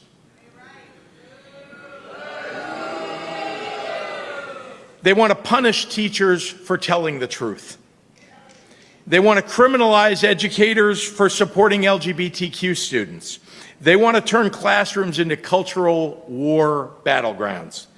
And I'm sorry to be vulgar, but Donald Trump and his cronies can fuck all the way off. I'm glad you said it. Oh my goodness. That's what we talking about, man. The governor didn't hold back, man, calling out Trump's attacks on education, books, and democracy itself. We really appreciate what this guy's doing, standing up to Trump and all this bull. Exactly, because this is the kind of passion that Democrats have been missing for a while. Someone who's willing to call out Trump and his allies directly. That's real, man. So, I mean, Donald Trump and his bootlickers have torn down the Department of Education, like he said, from the inside. Books are being banned, history is being erased, and Donald Trump and his cronies can F off, is what the man said. Exactly. And I'm here for it, man. I'm here for it because this is the bull that we are seeing. Now, this is footage from that was footage from Pritzker's education policy rally in Chicago. Trump administration has encouraged book bans and cut Department of Education oversight programs. There was a big crowd there, and there was a lot of teachers and supporting teachers in public school, the people that were there in the crowd. So next clip we got is the commentary showing media pundits demanding that Democrats obey Trump, and the example of how Pritzker handled it directly, refusing to accept right-wing framing. I don't know if we have that one. I think it was another the media spin. Don't worry about that one because I think I had to delete it. It didn't have sound. Oh. Yeah, so I had to delete that one. Okay. But he was at the deaf and the blind school for some reason. I don't know, man. He was visiting the deaf and blind school, talking about inclusive education and accessibility programs under the threat by Trump's GOP funding cuts. And paired this with the fiery speech with emotional balance, shows compassion that J.B. Pritzker has alongside strength. And I mean, he's been standing up and fighting a lot, man, and doing a good job. But we got Republicans in disarray, denial, and blame, and damage control when it comes to the government shutdown. Go ahead. Because the Republican Party meltdown does continue, and denials and finger pointing and confusion after they're lost in the election on Tuesday night. So I believe we have that clip. If we do, let's go ahead and play we got Marjorie Taylor Greene blaming Speaker Mike Johnson and Vivek Ramaswamy, admitting defeat and the far-right media melting down over diversity. Go ahead, play that. And the worst thing that I just can't get over is we're not working right now. And I put that criticism directly on the Speaker of the House. And we should be at work. All the people sitting in this audience, they go to work every day. People at home watching this show, they go to work every day. Ladies, you go to work every day. The people on your set, and it is an embarrassment to me that we're not in session. Habari Live. Hey, how you doing? I'm just calling to talk about what your topic you're talking about today. For sure, man. Let's get what is it that you wanted to talk about? You were talking about the government shutdown, right? Yes. All right. So, I understand that you guys are pretty much blaming the Republicans and leaving the Democrats without blame, right? I mean, they have blame because they are blocking the government from being open because they have things that they want or things that they are standing for. So they definitely have blame. Can you explain some of the things that they are holding up the government for? Can you explain that? Well, the main thing that they're holding the government up for is the... I know you're going to say healthcare, but right. The Affordable Health Care Act. Right. It's right. Subsidies. Right. Subsidies. Now, what are those subsidies? It's the amount of money that they are getting to be able to put ACA in place. It takes money to do that. It takes money to... So where does this money come from? Taxpayers. So the taxpayers subsidize healthcare, right? Yeah, that's what we're doing. Okay, so is that the framework that Obama put in place back when he initiated ACA? Yeah, definitely. He wanted a government Okay, option to try to balance the amount of money that we were paying for insurance which policies. is the exact okay, fine. model that Mitt Romney initially introduced in his home state. Definitely, And, Massachusetts. and and that was pushed to the side, but we're talking about Obama. Let's not pivot. Okay, Okay. so when Obama initiated the subsidy for the ACA, what time frame does the Democrats all unanimously give for that thing to run out and it to hit the ground running? I forgot the exact amount of years, but they 2020, definitely, 2025 going into yeah, 2026. they They all definitely put it. Yeah. unanimously. Hmm. So it was subsidized until 2025 when it was supposed to hit the ground running, right? Well, it was supposed to run out. The money was supposed to run out, or they were supposed to renegotiate the money and go back to the table, see how it's Right. They done, get to the see how point where things are they get doing. to the point. They get to the point where they are now. Hmm. So up until this point, they've always voted yes on this quote unquote clean CR, right? They've all voted yes up until this I point. can't say they've ever voted for a clean CR. Like I said, the last time it's been a clean CR without any concessions being added is 2012. There's Concessions always being added by who? by either the Republicans or the Democrats. No, we're being added by the Democrats. It's not always the Democrats that are not in power. Usually, these government shutdowns are used by Republicans to try to get things that they want. It has When been was the last Republicans. Republican? When was the last Republican no vote shutdown? The last one that I know for sure was Obama, that I can think off the top of my head. The shutdown under Obama, And and all that the was others have been what? not all of the others. Most of the shutdowns have been pushed by Republicans, except the two But under initiated Trump, by who? initiated by Republicans trying to get things that they need or So want. so let me break something down for you. This is common sense, brother. Okay. Right? So they want health care, right? And most people don't even understand what healthcare means because they use such broad statements, Hmm. right? Hmm. Because we all know that illegal aliens can't get federal funding or federal healthcare, Exactly. right? We know that, Right. but they can get state healthcare, right? They can get emergency access if they go to the emergency room, but they cannot get Who insurance. subsidizes that? What money subsidizes federal state healthcare? Well, there was a policy put in place by That would by be Reagan federal. in the 80s. That would be federal, brother. Right, definitely. But it was put in So place so by so Reagan. so blue states are basically giving health care to illegals via the state programs, and then they subsidize it with federal funds, right? Well, they cannot get insurance. No, listen, brother, They you're not answering cannot the get a question. state Am I insurance right or am I regardless. wrong? Am I right or am I wrong? The only care they can get is going to the ER. They cannot get any And other who care. and because who subsidizes that bill? Medicare and Medicaid. The government. Who The government. subsidizes that though? Who subsidizes that? I mean, taxpayers, we're the one that's paying for it. It's all Federal coming from money, right? right, taxpayer Federal dollars, money, definitely. right? Right. So yeah, they can't get federal funds, but they do get state funds because the state funds are subsidized with federal funds, right? So are you saying that those people don't deserve to go to the emergency room? Don't if pivot. they're- I haven't said anything of a sort. What No, I am I'm saying asking you a is general question. That was my general question, because it sounds as if you're saying that even though we, the taxpayers, subsidize the hospitals for emergency care, that you're saying that illegal immigrants or immigrants who come into the state who are not qualified to obtain health care, which they are not, like you said, that they still should not have access to be able to go to the hospital or the emergency room in order to receive care if they feel as though they're dying or they're injured That or is- sick or hurt. Is that not fair That for is- them to be able to receive health care? Or should we just That is allow not- those people to just die because they can't get the care because they don't have access to it because we're the ones subsidizing them? okay. That is not what I'm saying, sister. Okay. What I am saying Okay. is that the politicians that are telling you that these illegal aliens are not getting federal dollars for health care Right.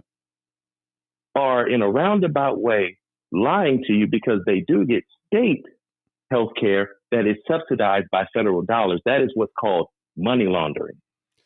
I don't know when there was policies that were put in place by Reagan to make sure that people were getting these dollars. The states have to do what they have to do. Can you address what I just said though? How are these people getting these dollars?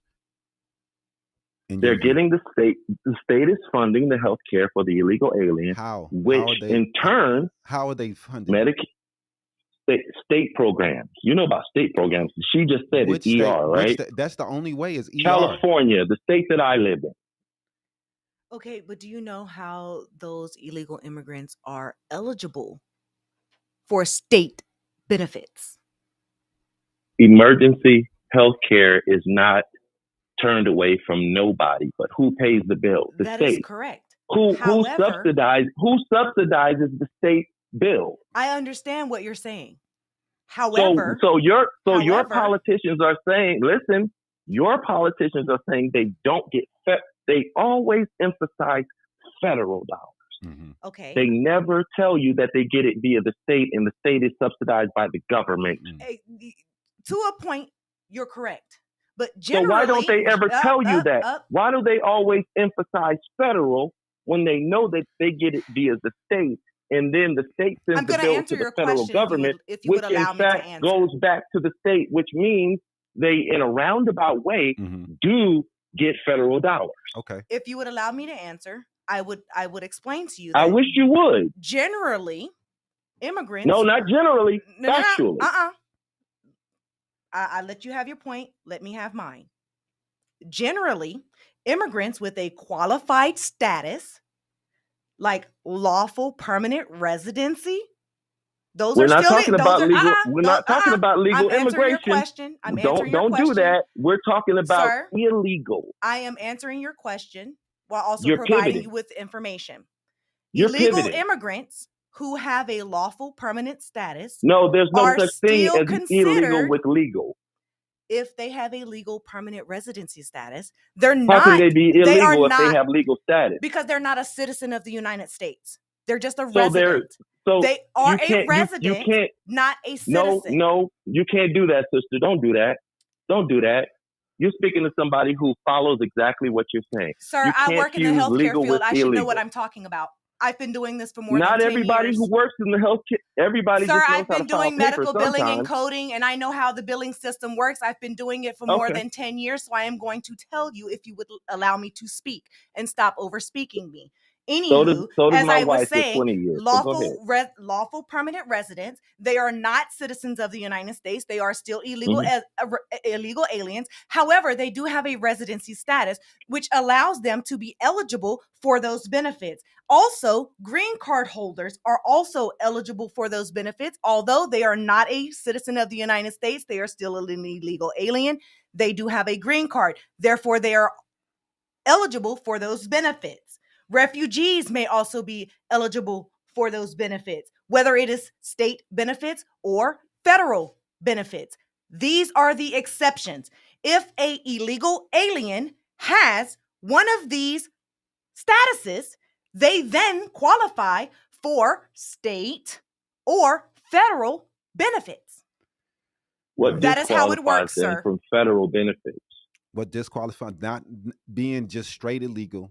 Not having a student undocumented visa, not having a residency. How do they get health care if they're straight illegal then? They don't. Emergency room. That's the only way that they can get health care. Who subsidizes that? Right. Who subsidizes that? We understand that. We understand that the citizens subsidize the health care. But that for was those Ronald Reagan, a Republican, who put that in place. No, listen. I get what you're saying, right? I get what you're saying, right? So what you did, sister, I completely understand what you just did. You just fused illegal and illegal together, and you kind of you did. How? Yeah, you did. Yeah, you did. Because illegal. If I have a permanent residency status. Thank you for cutting me off, and I'll let you go. No, I'm asking if I have a permanent residency status. Thank you for cutting me off, but I'll let you go. Go ahead. In Mexico, right? But I'm a Thank you for continuing America. to cut me off, and I'll let you go. Right. I can't get any health benefits or any benefits from the state of and she from continues the to cut me off, Mexico. Right. And I'll let her go. All right, go ahead, brother, and say your point for us. What I'm talking about, Mhm. I'm totally isolating illegal and illegal. I'm totally isolating. Okay. What you're doing is you're trying to fuse the two. But you know there I is some get gray it. areas, right? There I isn't just see. That's legal what and you illegal. see. I'm not introducing gray. I'm black and white right here. That's Okay. what I want to talk about. That's what you don't want to talk about. But our laws aren't just black and white. There are gray areas. There are exceptions. But our to conversation things. is, Not necessarily. let's establish the black and white first before we get to the gray. Okay. Because the gray is where you can find a side window to get out of, and I only have a front door and a back door. That's what I'm talking about. And your front door leads to your back door, says you don't want American taxpayers to subsidize any. You see how you illegal stutter and you don't want to aliens say the to actual go into word. the hospital. You don't want to say the actual word. But I don't understand why you have a problem with that, though.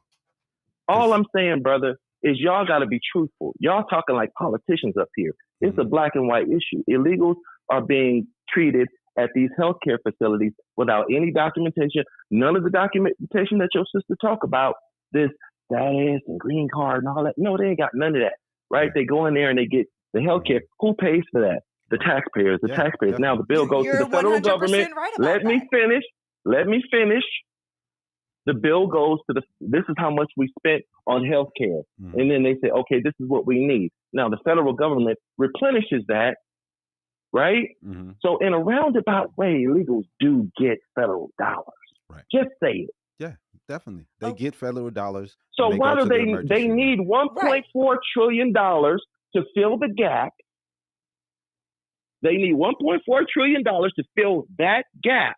Because if they don't have that gap, then they don't get paid for the services that they rendered to the illegal, no gray area. Let's just say that.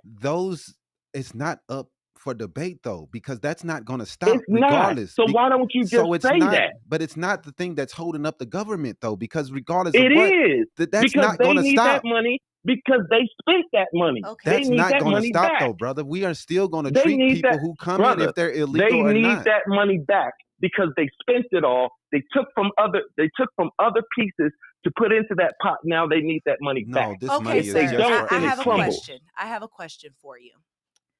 If you go on vacation, let's say you go on vacation to Italy, you go to Paris, you take your wife to Paris, and while you're in Paris, you break your leg and you need to go to the hospital.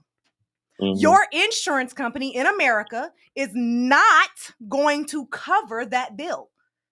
Okay. So, therefore, the people in Paris, that country, must cover your care. It's the same with illegal immigrants here. That's what the hospital is doing. No, they're coming here. That's not the same. You said I'm on exactly vacation. same. It's exactly the same because you don't know whether or not those immigrants are here for a vacation or not. You just snuck in a very ambiguous, sneaky tactic. You said I was on vacation. Exactly, because you don't know if these illegal immigrants that are here, you don't know if those people are here on vacation. But that doesn't matter. Do you? It doesn't matter. It doesn't matter if they're on vacation. Now he says it doesn't matter. Now let me hear your answer, sister. It does not matter whether or not they are on vacation. No, it doesn't. Because if you go to another country, that country is going to cover your health care needs. Regardless so if they come here, we should cover their health care needs. Regardless Simple of you, as that. For how long? If you stay over for as long as they are here. For as long as you are there. For as long as you are in that country, and as long as they are in our country, we should be covering their care the way they cover ours. So you're saying there is no border? No, nobody's saying that. But if you go to other countries, I'm listening to her because she's stealing all these communist, socialist talking points. So there is no border, sister, right? There's a border. There's definitely a border. There are no laws, right? However, there's no border law. So you're saying that there's no border law. Your American-made insurance is not going to cover you when you're out of country. I'm asking you a question. Do you believe in consequences of border laws? Yeah, I mean those laws are only civil. You do know that, right? They're not federal. They're not federal crimes. Those are civil crimes. Only That's thing like I a asked you, misdemeanor. is a civil crime. That's a the misdemeanor. only thing I asked you see how you guys pivot? You don't like you don't like front doors and back doors. You like side windows. All I asked you was a simple question. Right. Do you believe in consequences and border law? Definitely. Do you think that they should be enforced? Yes, they should be enforced. In what way? Not the way that Trump's administration is going about enforcing them. I asked you in what way. See, your side window. In a civil way. In a civil way. And if the person doesn't commit to leaving, what happens? Then that person should be deported. Should be deported. How? Do you understand? A warrant. No. See, you go side window, side window, without killing. Side window. Right. You don't have to shoot them, kill them. Back doors. You don't have to treat them unhumanely. You can. There's ways to do. I asked you how. Deportations humanely. The deportations were going under Biden, and the way they were going under Obama. We never heard about. They didn't go. They didn't exist under Biden. Right. It's called human decency. He deported a lot of people. Do you want someone torturing you before deporting you? When you say deported, what do you mean? That means that they've been removed from the country. What else does deported mean? Removed from where? Sir, are we not having the same conversation? Because I just answered your question. I said they deported means removed from the country. That is the answer to your question. On the interior? Mm-hmm. On the interior. What else does removed from the country mean? Please explain what other explanation that could mean. You use the word. You guys use the word remove. Biden deported more than 271,000 immigrants. And he did it from quietly. The interior? From the interior? From the interior. From the interior? Definitely. From the interior? Yes. Yes, sir. Liar. You're a lie. No, this is. Go look it up. You're a lie. It's widely publicly information. This is information you can find at any time, brother. And I know the information because I know that they didn't remove any. You're not reading it. You're not comprehending that information that's publicly available. I didn't just pull this number out of my ass. I can tell you that. So since you guys know and I don't know, where can I find this information? Google. Google. Oh my God, Google. Do you Bing? Any search engine? Let me write this down. Go ahead. Do you not know how to use a search engine? No, I want to know where you got your information. I'm telling you, we just got it from Google. I just Googled it. How many people did he deport? And I see 75 articles saying how many people he deported. Not the search engine you use. Right. Not the search engine. See what I'm saying? Y'all love these side windows. I went to the BBC. BBC News, a network site, and BBC reported Columbia. that he is it Charlie Delta Charlie?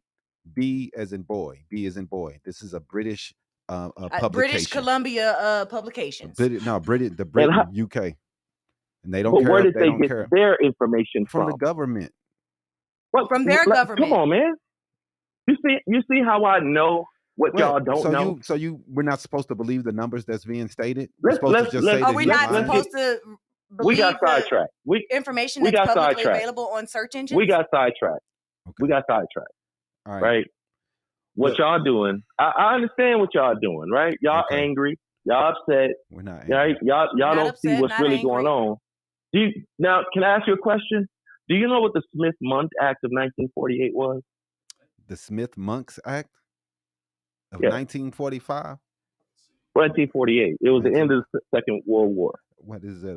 It's not. You're not talking about tariffs, are you?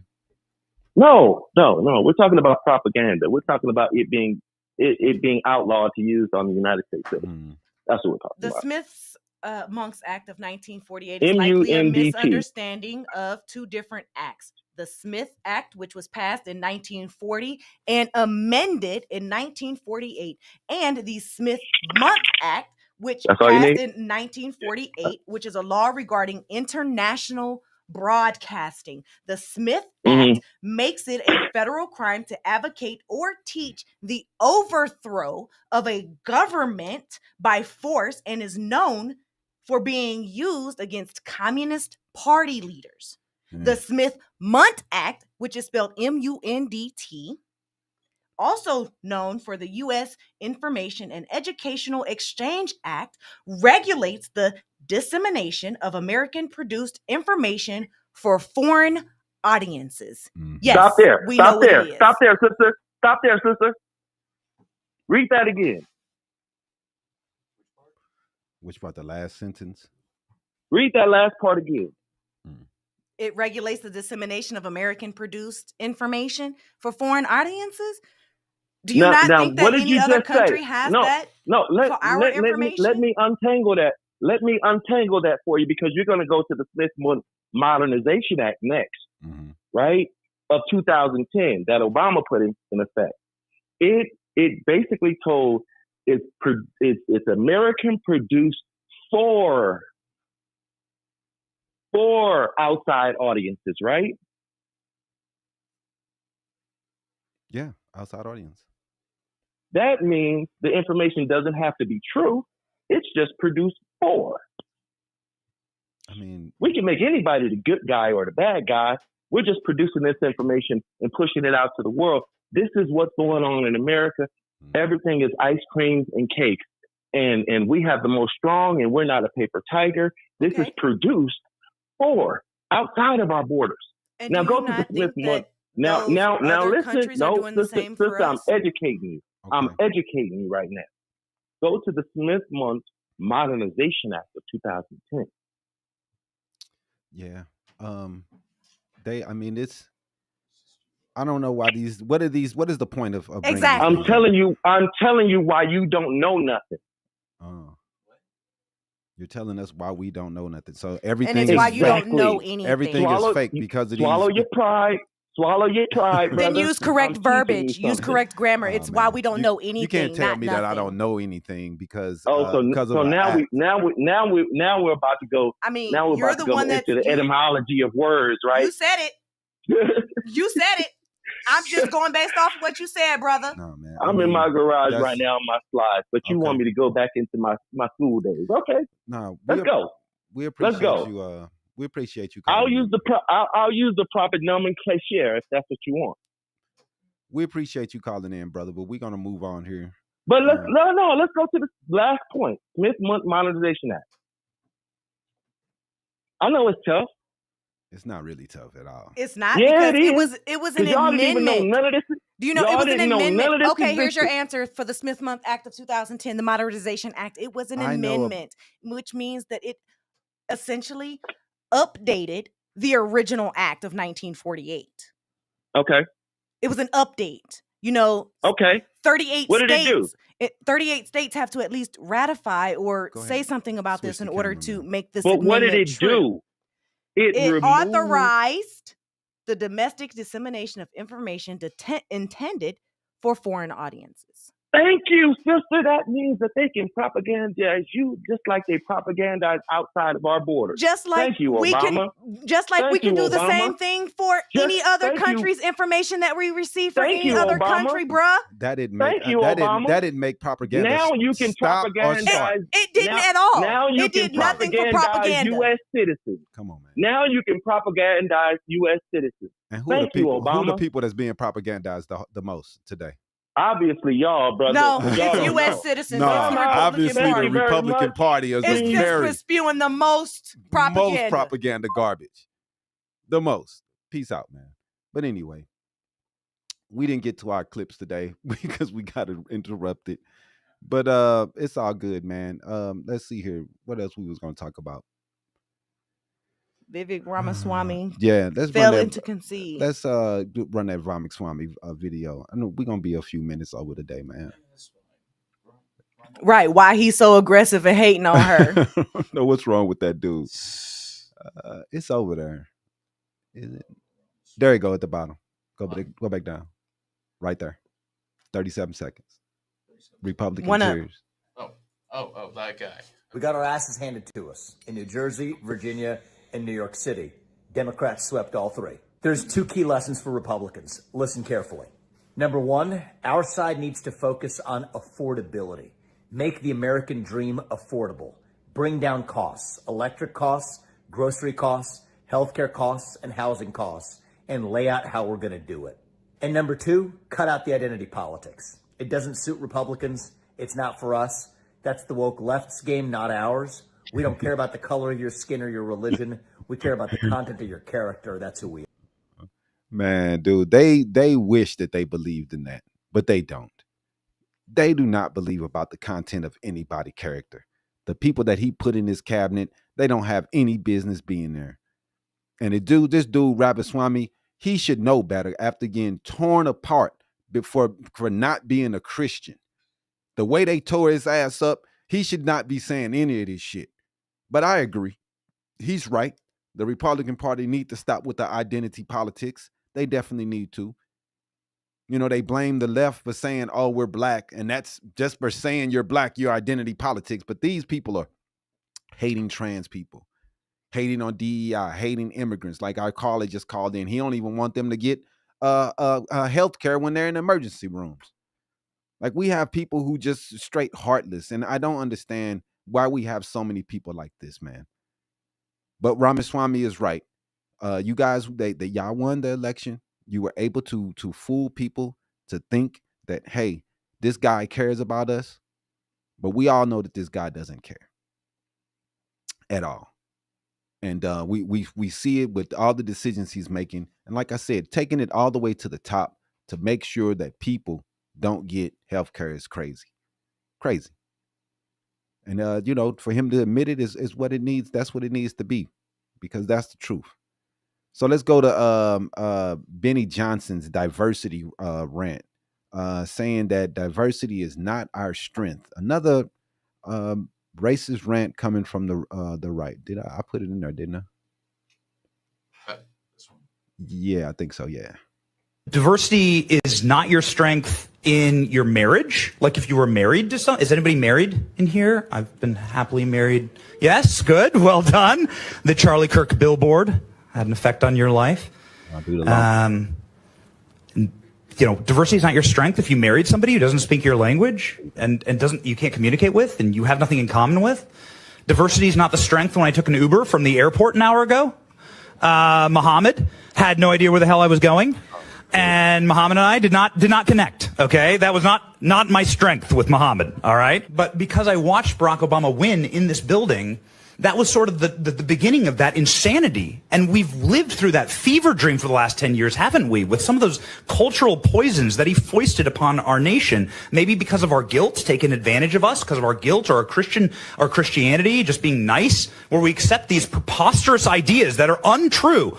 It's untrue with your own family. It's untrue in your church. It's untrue in my Uber, and it's untrue in the military, especially when lives are on the line. Thank you for you being here tonight, because that's just something so commonly true. And I think as we move forward as a country, and I just want to thank the leaders at Heritage for this, and it's something that we can do in Charlie's honor, because it's something that Charlie constantly devoted himself to, is to fight that poison where it first metastasizes, which is the campus. It happens on the campus. That's where it first starts. And to fight that poison and to say, no, it's actually okay that, like, we have a Christian country, isn't it? Like, I'm not ashamed of the fact that our currency says, in God we trust. And it also says so on buildings all across this city in giant 3-foot tall letters carved into granite. And I'm not ashamed of that, in fact. And we should embrace that common thread. And we should embrace that history as a country, because we are a country set up for a moral and good people, as John Adams would say, and none other. This guy is disgusting, man. This is the racism that Charlie Kirk used to kick around. This is the disgusting shit that they say. Oh, diversity isn't our strength. Oh, I had an Uber with Muhammad. It was terrible. Man, this dude, that is crazy racism, bro. Oh, you don't like diversity in your family, do you? Yeah, some families are diverse. Some people are mixed. Their father's black, their mother's white, or mom is black, dad is white. There's Asian people and white guys together, which is the largest fucking interracial relationship. But he's talking about, oh, diversity isn't. Some families are very diverse, and it is a strength of their fucking family. You just sat there and just shitted on all of those people just because they don't have the exact white ass family as you do. Right. Some families are very mixed up. And they love it that their family is different walks and different people from different areas. Mm-hmm. And you want to down that because you are racist. Diversity isn't our strength. Diversity has always been our strength. And we've always been diverse, because when y'all came here, there was already people here. all this country is for Christians. There was already people who already had a religion. The slaves came here. They wasn't fucking Christians. This isn't a Christian nation. It's supposed to be a nation that without religion, government and religion is supposed to be separate. But these Christian nationalists, they keep pushing it, man. This is what they want. These Benny Johnson far-right garbage, man, they own. Attacking the diversity in the military, attacking the black people that's in the military, the women that's in the military, making them feel like they're not wanted. This is garbage, man. Garbage. Straight racism. I don't understand what's going on, man, in the conservatives today, man. It's garbage. So I think we got one of Mike Johnson. Go, let's play him. There's no surprises. What happened last night was blue states and blue cities voted blue. We all saw that coming. And no one should read too much into last night's election results. Off-year elections are not indicative of what's to come. That's what history teaches us. Yeah. By the way, it's worthy of note that Zoran Mandami himself only received a little over 1 million votes, 1,036,000 votes. There are 8.3 million residents in New York City. 8.5 million actually is the number, I think. So about 12% of the city voted to turn their city over to the communists. We'll see how that works out. Man, only 12% of the city showed out. These are the same people, man, who always say stop the rhetoric while they calling this guy a socialist, calling this guy a fucking Muslim and terrorist. They're so disgusting, man. Communists, they've called this man everything. He hasn't even had a chance to put in one policy just because he's talking about free buses. You know, there's free buses in and even in Phoenix, they have one in Tempe that was free. Like, what the fuck are y'all talking about? He's talking about freezing rent for rent that prices doesn't go up, and they talking about socialism. He's talking about putting in some grocery stores to try to help the places that don't have grocery stores, the food deserts in the city. And y'all talking about socialism. You'd rather them fucking not have food? The companies won't put grocery stores there, and he's saying, hey, we're going to help these places out so they can stop being obese and stop having to buy bullshit food. How was that bad? I mean, y'all sitting around acting like the world is going to end because Mondani won. Because we decided we wanted to feed the citizens in our city. Fucking disgusting stuff, man. Like, man, dude, there are food deserts all through these cities where people are not getting access to fresh produce. This is not cool, man. Yeah, off your elections and elections where the person who won the presidency, usually it goes against them. Yep. So he can say what he wants, don't worry about it or anything like that. But usually means that it's going to be a blue tsunami, a blue wave next year. And this is just a predetermined what's going to happen because we've seen it through history. It's coming. But you can be nervous because it's coming. What else we got? We got the SNAP shutdown and the court defiance. Trump's administration is continuing to ignore the federal order to fund SNAP during the shutdown while leaving 42 million Americans without food and at risk for hunger and starvation this holiday season. Yeah, so I think we have a clip. I think we might have have challenges the SNAP violations. The SNAP benefits. Yeah, go back up. Trump wrote this.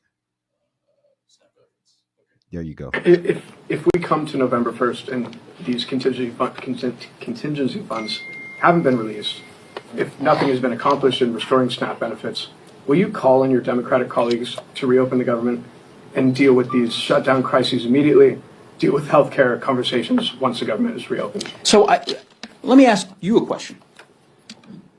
The basis for your question is, and maybe the better way to state it would be, if the Trump administration continues to violate the law, if the Trump administration unlawfully refuses to release funds so that families in Colorado don't go hungry, if the Trump administration refuses to follow the law as they have for the better course of the last 9 months, violating statute after statute, if in that scenario these actions unfold, then how will Democrats respond? That, my view, would be a more fair characterization of the question that you've posed, because it does feel a little bit Like we're in the twilight zone here with an administration that is lawless, violates the law with impunity, is now doing so with respect to the release of funds for families that may go hungry. We're here in Washington. You're here in Washington. House Republicans are gone. 6 weeks and counting. Gone. Literally gone. Won't show up in Washington. Won't do town halls back in their respective districts. And somehow the question is posed to House Democrats as to how we will respond. The Trump administration needs to follow the law. And insofar, you've heard all my colleagues repeatedly suggest we would like to negotiate an agreement in good faith with our Republican colleagues. That is why we're here in our nation's capital.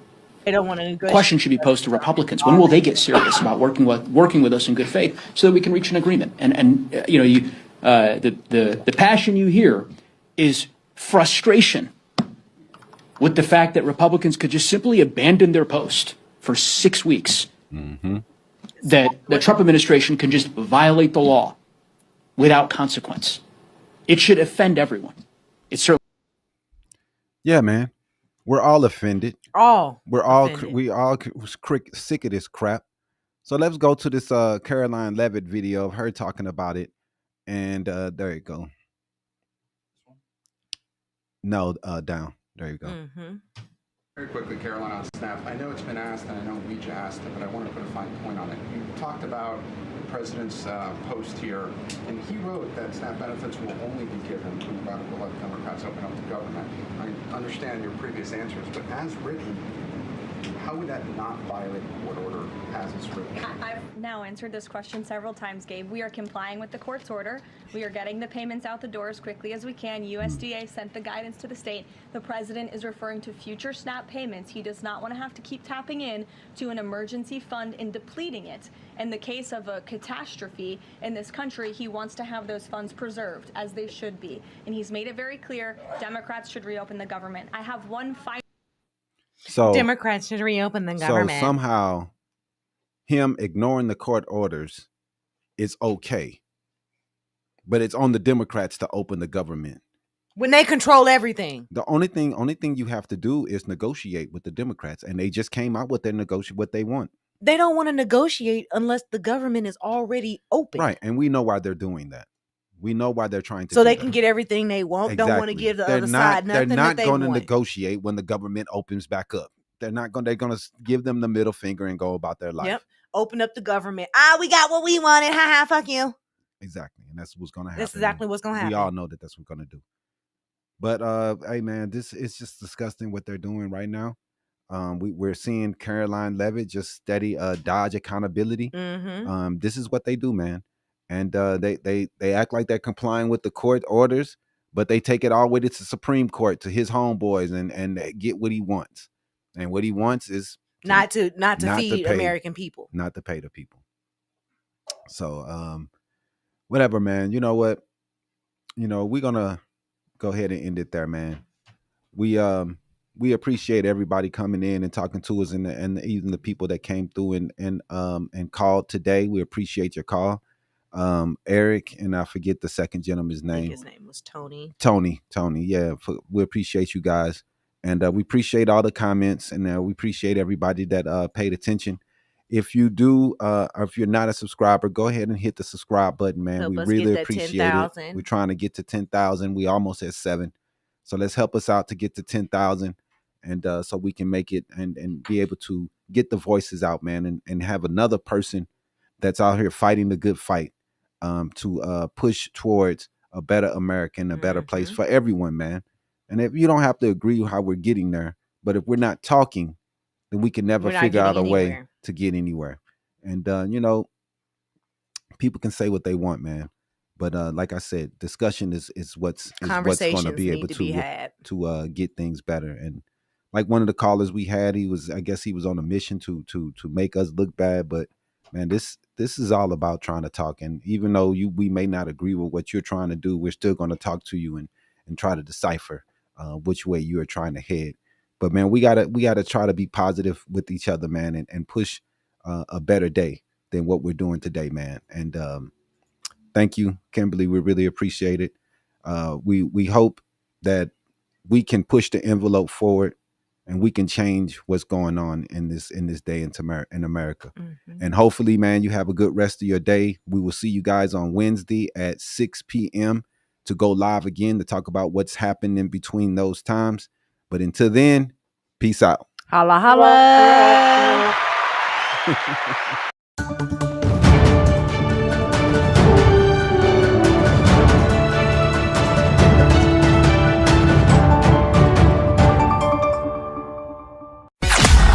Thanks for watching another episode of Habari Live. Make sure to subscribe to our YouTube channel and get updates on news, the podcast, and more. Follow us on Facebook and Twitter. And don't forget to visit www.habarientertainment.com. See you next week. Peace.